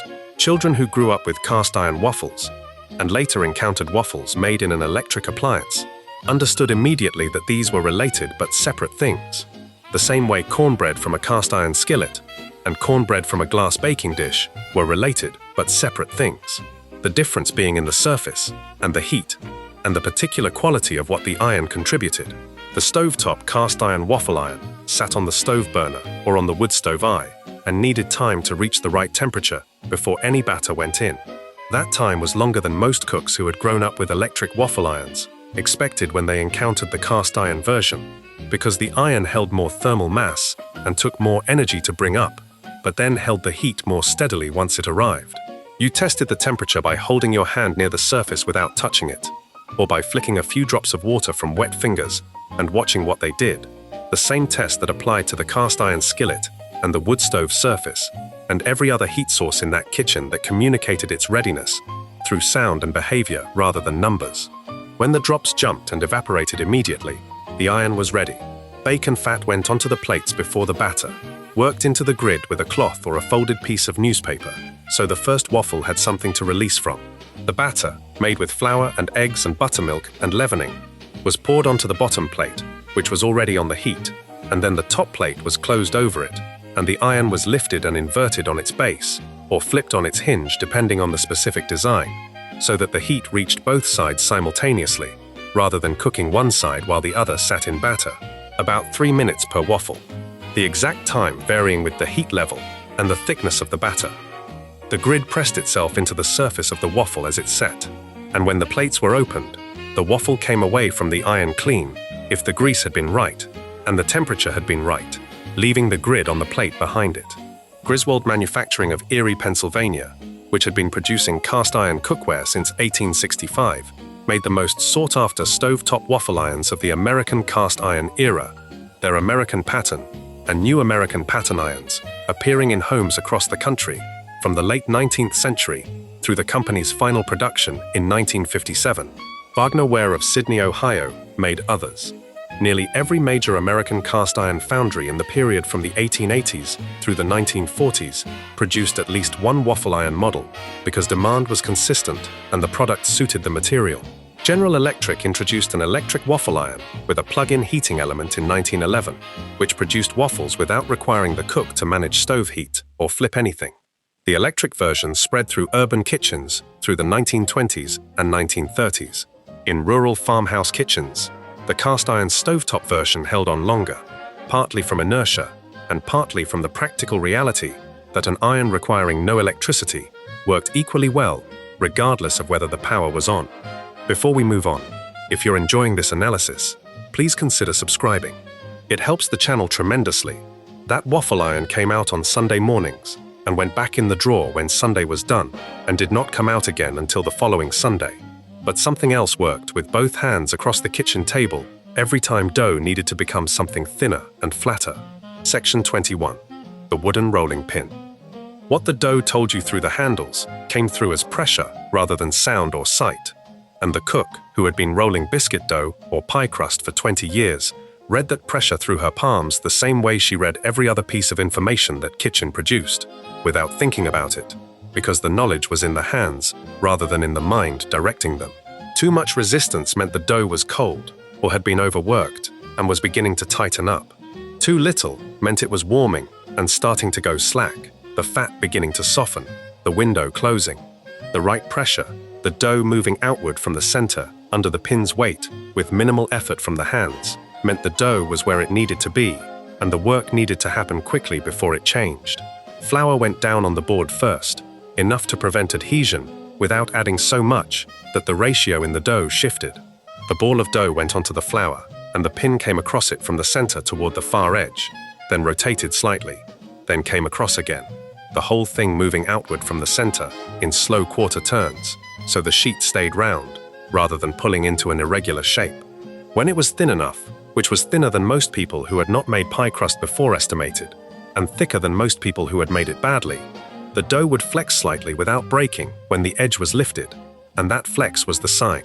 Maple was the traditional wood for rolling pins, the grain tight and the surface smooth, and the weight sufficient to do most of the work without requiring heavy pressure from the hands.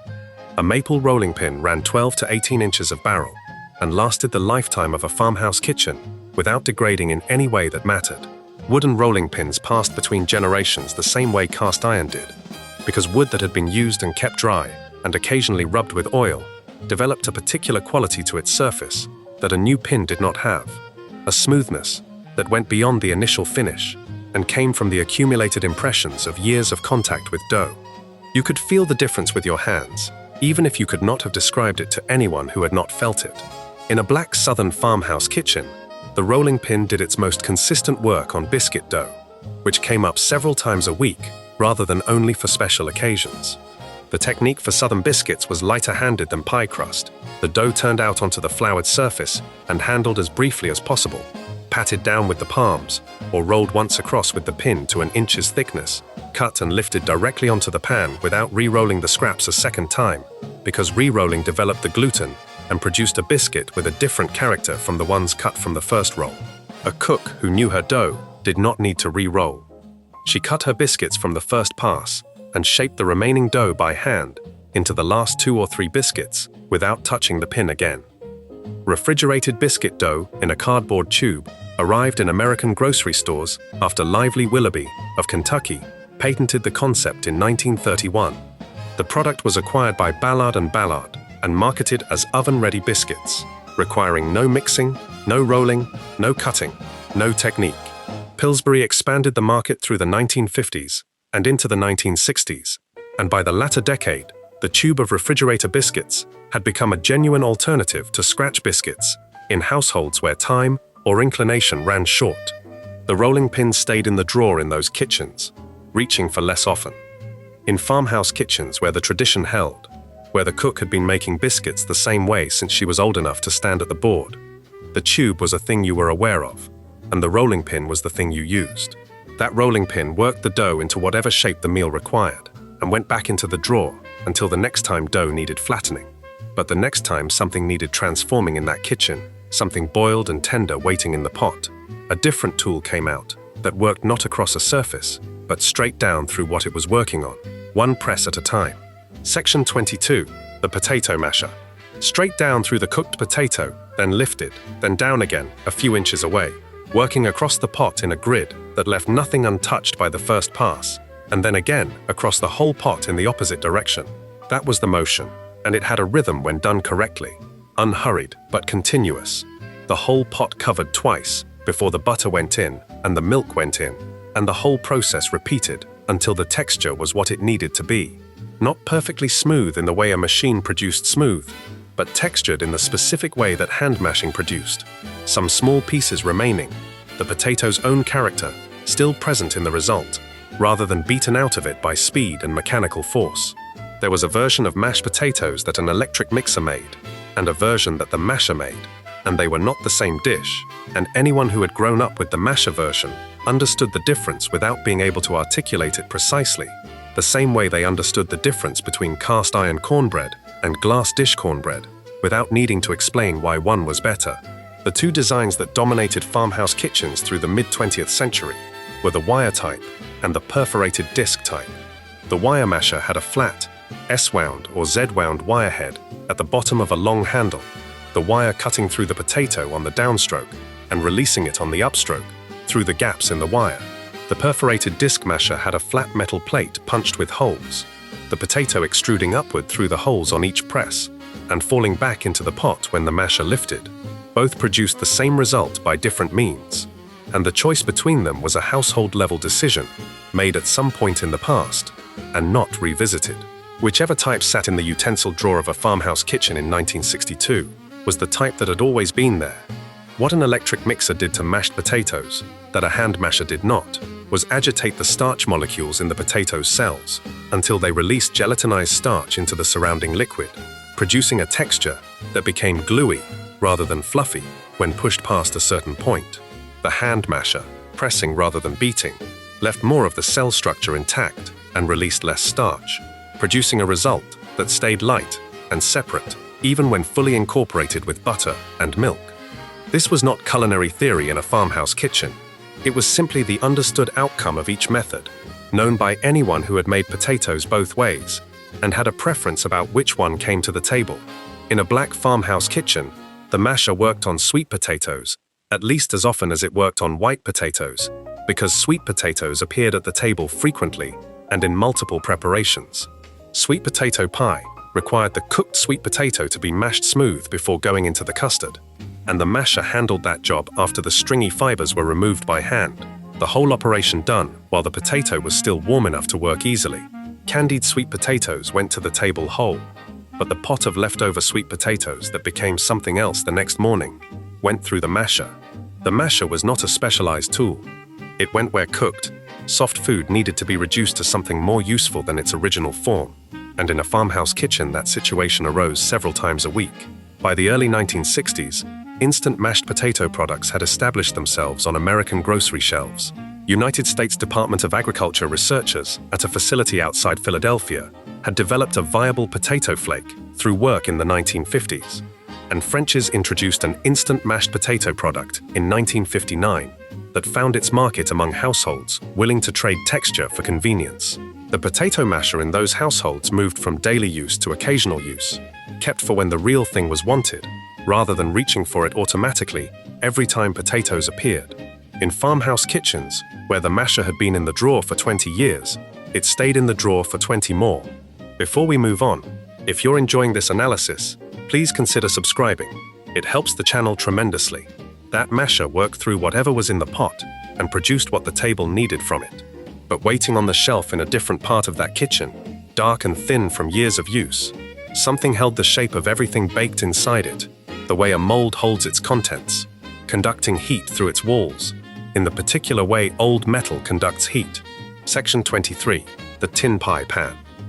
A new tin pie pan was a pale, lightweight thing that reflected the oven's heat back at itself and produced a crust done on the edges before the bottom had adequately browned.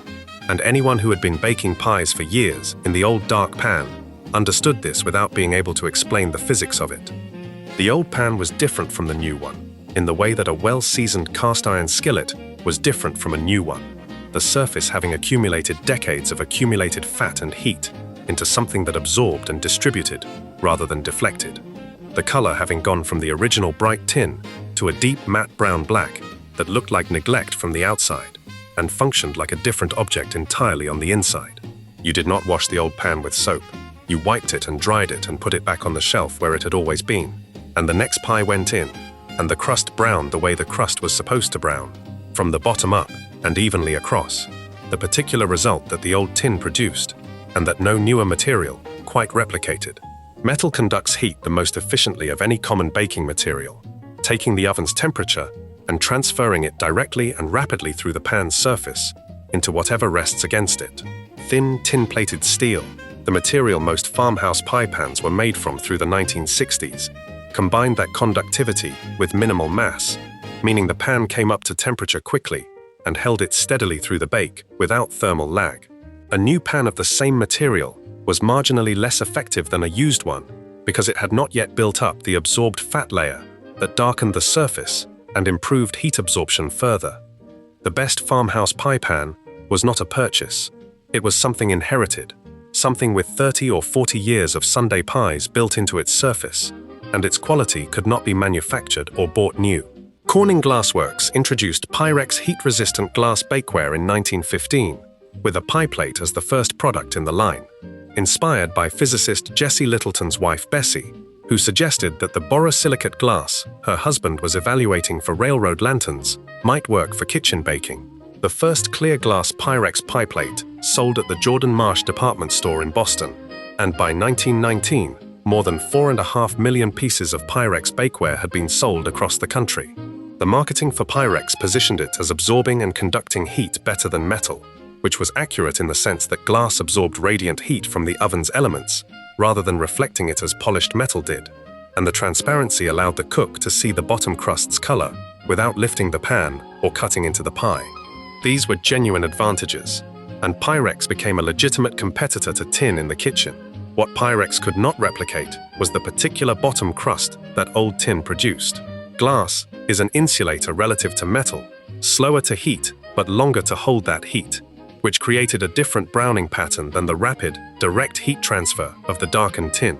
Experienced bakers who preferred Pyrex learned to put the glass plate on a preheated baking sheet to compensate for the slower heat uptake at the bottom.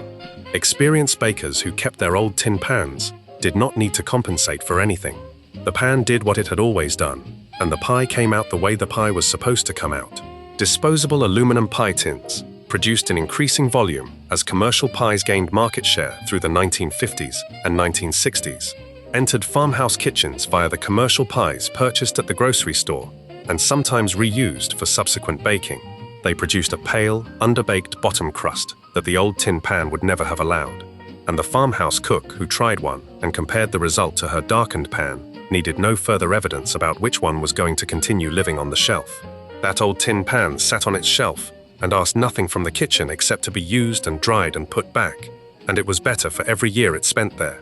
But across the canning season, something else came out of the same shelf that only appeared when the pressure canner was going. Something built specifically to reach into boiling water and come out again with something glass and sealed and too hot to touch. Section 24. The canning jar lifter. Reaching into the canner when the processing time was done required something between the hand and the water, because boiling water on bare skin was the quickest and most complete injury a canning kitchen could produce, and had been producing since long before the jar lifter existed. The earlier generation managed with a folded towel gripped around the jar's neck, and anyone who learned to can that way carried the particular knowledge of how fast the steam moved through a folded cloth and how much of the jar's heat transferred into the hands in the seconds between lifting and setting down. It worked. It also produced scalded fingertips and slipped jars and broken glass on the kitchen floor with enough regularity that when a purpose-built tool arrived to do the same job more safely, the tool earned its place in the canning drawer immediately and did not leave it. The jar lifter's design addressed the specific geometry of a filled, sealed, boiling hot mason jar emerging from a canner. Long handles, long enough to keep both hands several inches above the water's surface, terminated in curved tongs coated with rubber or vinyl, that curved around the neck of the jar below the lid band. Squeezing the handles brought the tongs together against the jar, and the grip tightened under the weight of the full jar as it was lifted, the physics of the tool working with the load rather than against it. You tilted the jar slightly as it cleared the water's surface to let any water collected on the flat lid drain off before the jar moved over the towel-covered counter where it would cool. Then set it down upright without tilting it back, and went back to the canner for the next one. The jars came out one at a time regardless of how many were in the canner, because the lifter gripped one jar and only one, and each jar required its own deliberate movement from the water to the towel. 7-quart jars in the canner meant 7 separate trips with the lifter over the same 20 or 30 seconds, the water still boiling around the ones remaining as each successive jar came up. You set them in a row on the towel with enough space between each one to allow air to reach the sides, and then you did not touch them, did not tighten the bands, did not tip or move them for the next 12 to 24 hours, while the sealing compound in each flat lid cooled against the jar's rim and formed its vacuum seal. The sound the seals made as they set was the confirmation that the summer's work had held. A sealed lid produced a faint metallic tick or pop as the center of the flat disc pulled inward under the vacuum. And if you were in the kitchen when it happened, you heard it clearly, because it was the only sound the cooling jars made, and it was the sound the whole process had been working toward. A lid that remained convex in its center when you pressed it the next morning had not sealed properly, and the jar went into the refrigerator to be used immediately rather than to the shelf. A lid that held its inward curve and did not flex under thumb pressure had sealed, and that jar went to the shelf. The jar lifter appeared in summer and stayed in the drawer until summer came around again. It was not a tool for the rest of the kitchen's operations, did not double as anything else, and occupied its space in the drawer through the 10 months it was not needed, with the same permanence as everything else in that kitchen that only served its one specific purpose, and served it completely. 11 months of waiting and 1 month of daily use, and then waiting again.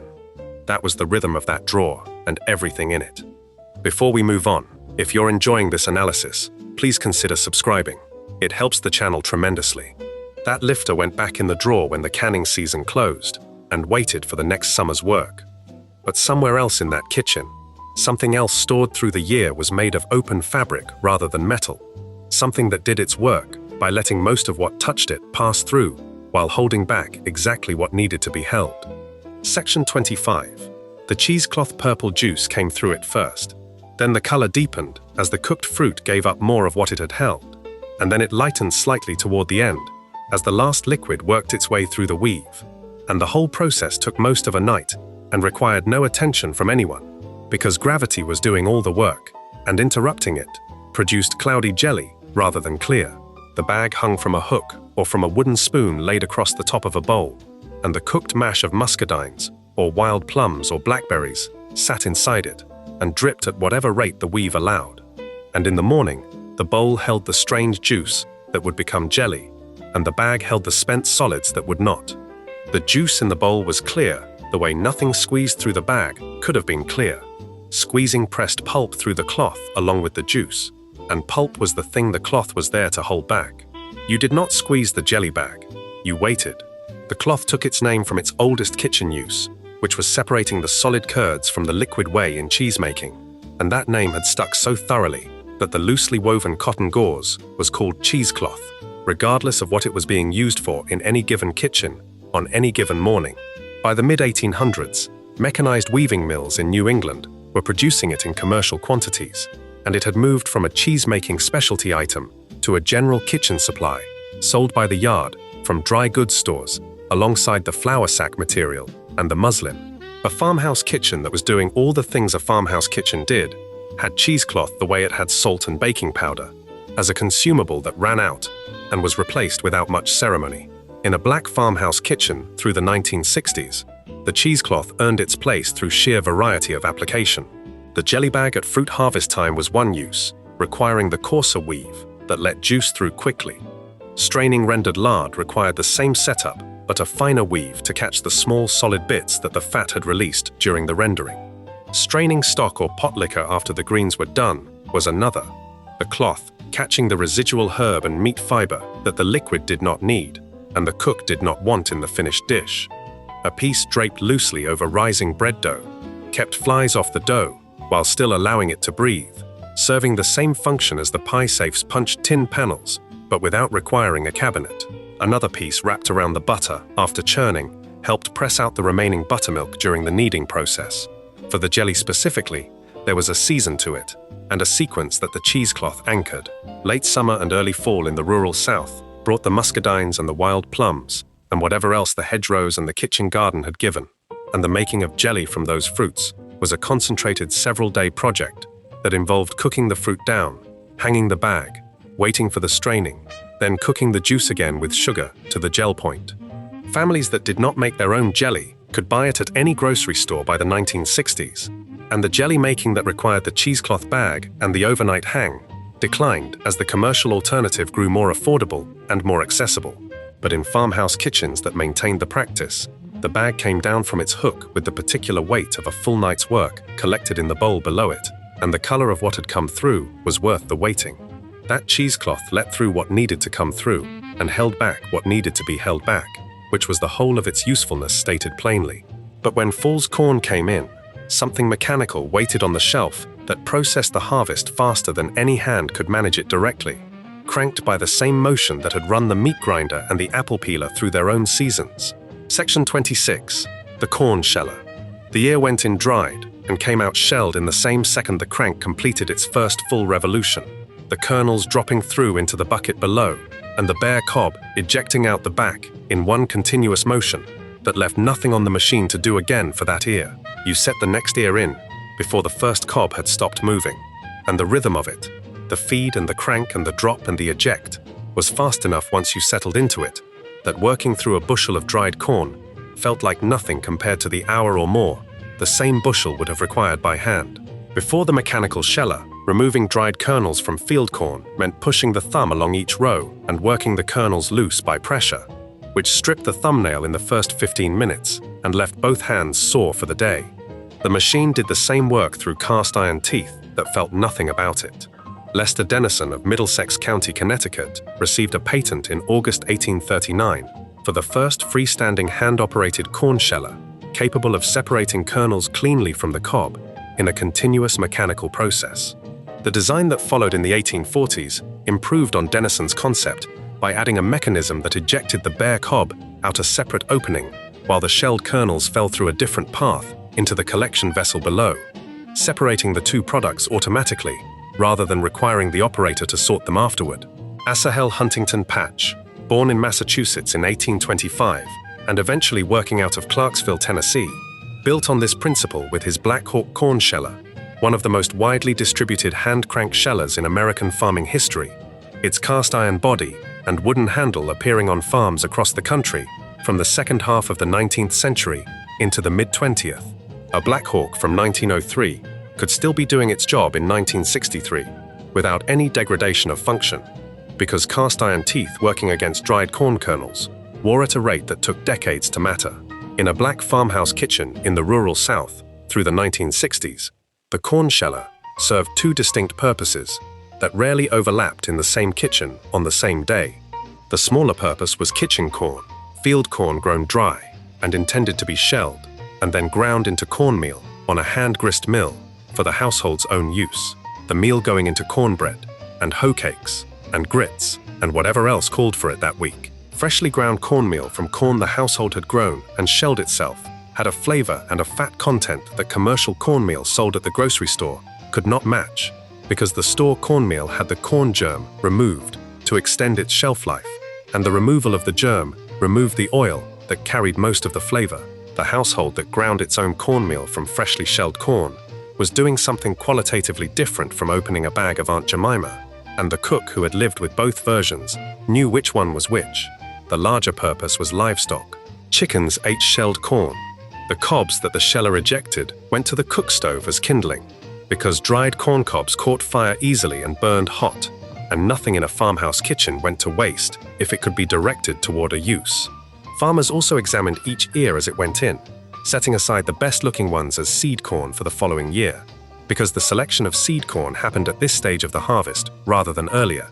The quality of the ear visible once the husks were removed and the kernels were fully dried and ready for inspection.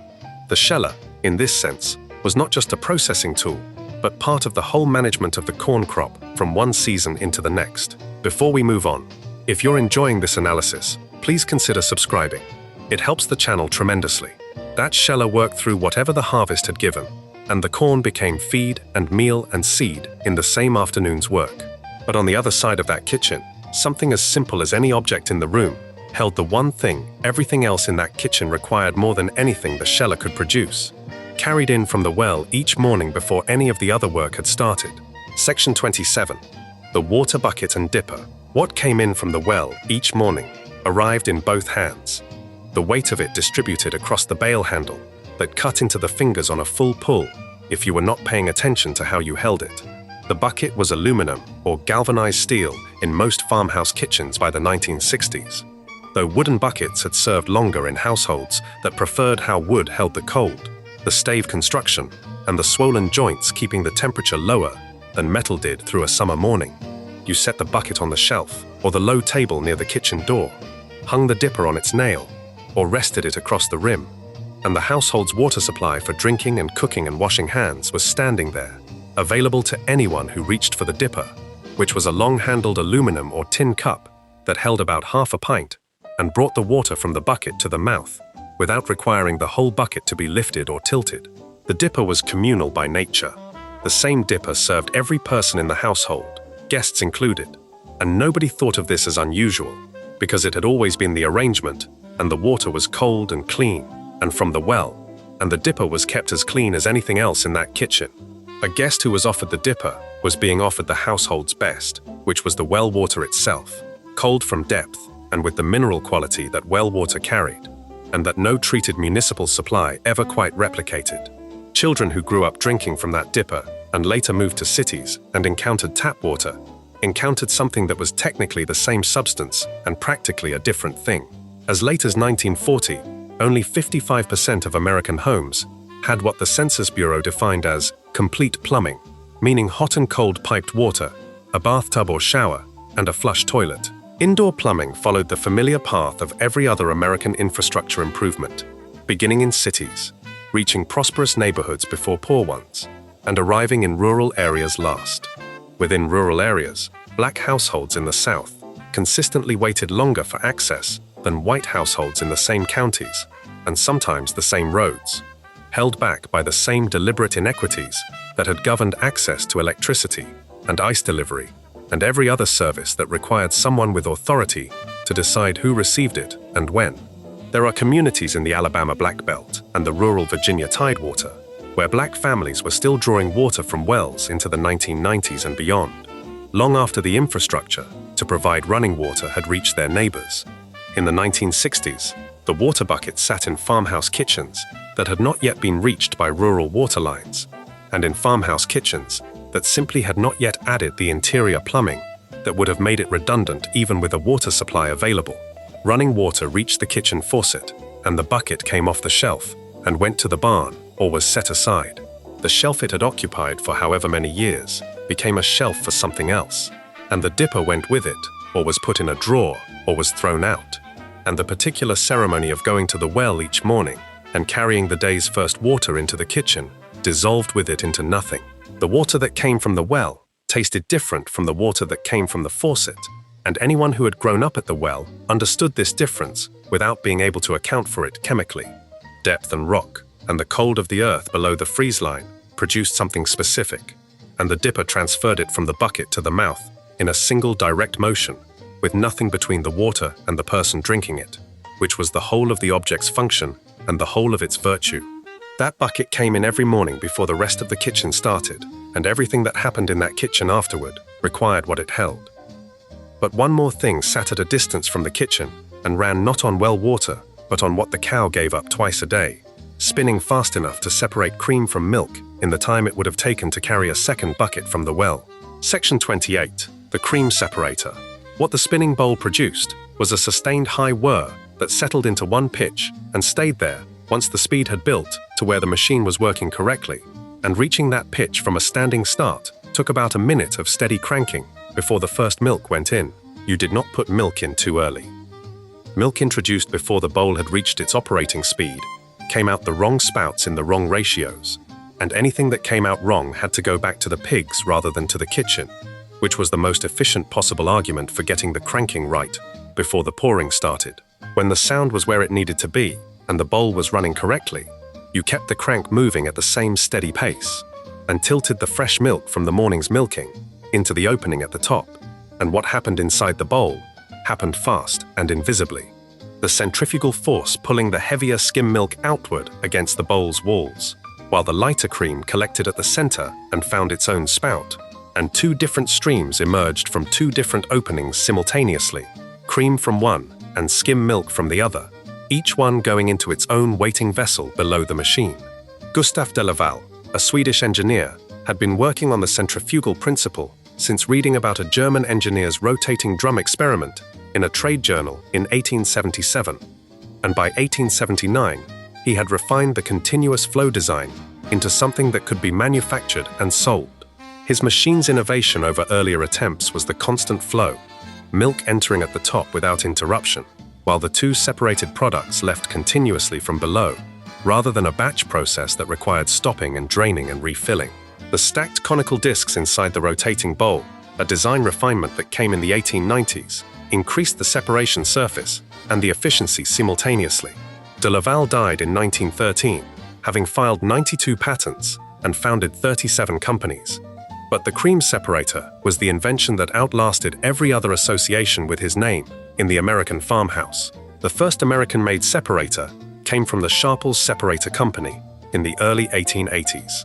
By the turn of the 20th century, every major farm equipment manufacturer offered a model, and Sears, Roebuck, and Montgomery Ward sold their own versions through the mail-order catalogs that reached farmhouses across the country. The hand-cranked version required no electricity and no power source beyond the person operating it, which made it available to farmhouses that would not have electricity for another 2 or 3 decades. When the Rural Electrification Administration's work reached the countryside in the 1930s, electric separators began replacing hand-crank models, but the underlying machine and its purpose did not change. What changed the separator's place in the farmhouse was not a better separator, but the restructuring of American dairy agriculture away from small farm operations and towards centralized commercial dairies. A farmhouse that kept 1 or 2 cows for the household's own use ran its milk through the separator and kept the cream and fed the skim milk to hogs. A farmhouse that sold cream to the creamery truck that came through twice a week ran its milk through the separator every morning after milking. By the 1940s, refrigeration and better transportation made it economical for small farmers to sell whole milk to commercial dairies rather than separating it themselves, and the separator's specific function became redundant. By the 1960s, according to one careful account of the period, very few small farm separators remained in active use. Changes in government sanitation requirements had finished what commercial consolidation had started. The regulations requiring equipment and cleaning procedures that household-scale operations could not easily maintain. The separator had to be completely disassembled and washed after every use, which was the most demanding part of owning one. Milk residue in an improperly cleaned separator spoiled within hours in warm weather, and spoiled milk in the separator contaminated the next batch. Every morning's separation meant every morning's disassembly, and the household member assigned to that task, usually a child or the farmer's spouse, had reason to be precise about it. Before we move on, if you're enjoying this analysis, please consider subscribing. It helps the channel tremendously. That separator ran on the cow's morning work and sent cream one direction and skim milk the other, without ever needing anything more than a steady crank and a clean machine. But the simplest tool in that kitchen waited in the cupboard alongside the drinking glasses, because it was a drinking glass, and its second job was cutting the biscuits. Section 29. The biscuit cutter. Straight down and no twist was the rule, because twisting sealed the dough's edge, and a sealed edge held the layers together instead of letting them separate during baking. And a biscuit that couldn't separate at its layers couldn't rise the way it was supposed to rise, which meant the difference between a biscuit that climbed tall in the pan and one that stayed flat, regardless of how carefully everything else had been done. The tin cutter dipped in flour between each press to keep it from sticking, and went into the dough clean, the rim cutting straight through without compression, and the round of dough that remained when the cutter lifted was already the exact shape and size it would be coming out of the oven, give or take the rise. The cutter moved through the flattened dough as quickly as the cook's hand and the pan below required, working from the outer edge inward to get the most rounds from the first pass, because the scraps gathered after cutting would be pressed together for a second pass, and second pass biscuits never rose quite as well as first pass ones, and everyone at the table knew which biscuits came from which pass, even if nobody said it out loud.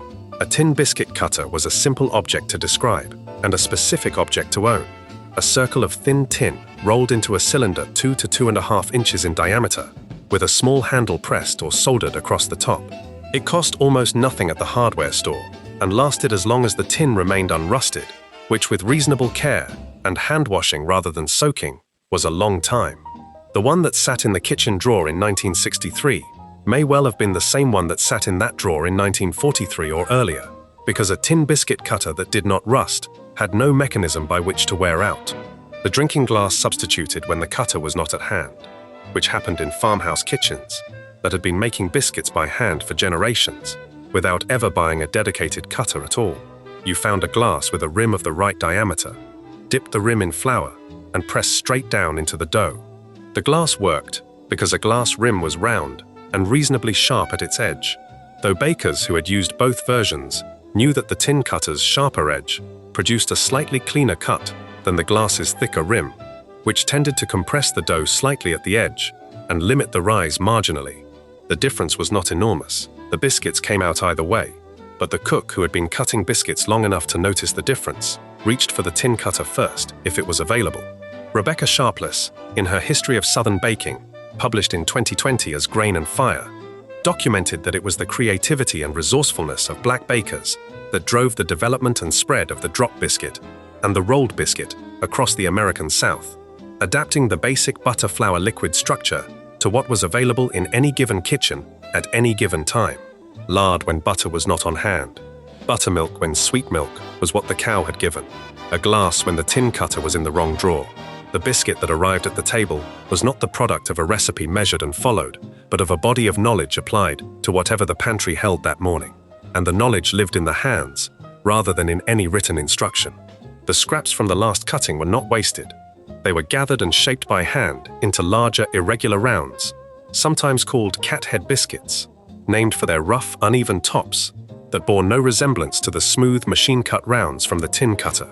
Cat heads came out of the oven, looking different from the cut biscuits, and tasting the same, and they went to whoever was at the table with the rest. That biscuit cutter made the last shape the kitchen produced before the food went to the table, and the table was the last thing this kitchen held, the one object that everything else in this list served without anyone naming it as an object at all. The thing so constant it had become the kitchen itself. Section 30. The kitchen table. The distinct feel of the oilcloth under your hands in the morning, cold before the kitchen had warmed, was the table announcing itself in the only way it needed to announce anything, which was by simply being there. You put your hands on it without thinking about it the way you put your feet on the floor, because the table was a fixed fact of that kitchen the same way the floor was a fixed fact, something that had been in that position since before you were old enough to reach the top of it, and that would still be in that position when you were old enough to leave. The tools and the appliances and the objects that filled the rest of this kitchen came and went according to what the decade required, and what broke, and what got replaced. But the table did not come and go. The table was where you were. Everything else in this kitchen existed in relation to it. The cast iron skillet's food came to it. The percolator's coffee came to it. The bread box's bread came to it. The flour sack's dish towels wiped it. The canning jars lined a shelf until they were needed, and then their contents eventually arrived at it. The pressure canner ran in July, and the jars it produced fed the table through January. The cream separator ran its cream toward butter that landed at the table in the morning, alongside the biscuits cut by the tin cutter from dough rolled by the rolling pin on the table's own surface. The corn sheller ran the corn toward cornmeal that became the cornbread that arrived in the cast iron skillet and was set at the table's center. The cheesecloth strained the jelly that sat in a jar at the table's edge. The potato masher worked in the pot, and the mashed potatoes came to the table in a bowl. The waffle iron worked on the stove and brought what it made to the table on Sunday mornings. The water bucket stood near the kitchen door, and everything the table needed to function passed through it. This did not make the table the most interesting object in the kitchen. It made it the most central one, which is a different thing. and which explains why nobody counted it or thought of it as something worth keeping track of. The 30 things on this list were things you could notice, things you could reach for and use and put back. The table was not something you noticed, because noticing required contrast, and the table had no contrast. It was simply there, receiving everything, holding everything, outlasting most of what surrounded it. The farmhouse kitchen table in the rural South, through the 1960s, was typically a simple construction, wood or wood-topped, sometimes with an extension leaf that came out for company and went back in for ordinary days. Sized to the household it served, it was covered with oilcloth, and the oilcloth was wiped after every meal, and it was ready again. It was where the children sat for homework after supper, because the kitchen was the warmest room, and the kerosene lamp, or the bare electric bulb overhead, was the available light. It was where letters got written when there was time for letters, and where seeds got sorted in early spring, and where the woman of the house sat down when the kitchen work was done, briefly, before the kitchen work started again. The table held all of it. The work and the food and the family and the children who grew up at it, and eventually grew up into the people who no longer sat at it, who moved away and remembered it later, with a specificity that surprised them, the feel of the oilcloth in the morning, the way the light fell across it, the particular height of it against their hands at the age when they first reached the top. You sat at that table without knowing you were sitting at a tradition. You just sat there. That was all it required. If you enjoyed this video, make sure to subscribe. Thanks for watching, and I'll see you in the next one.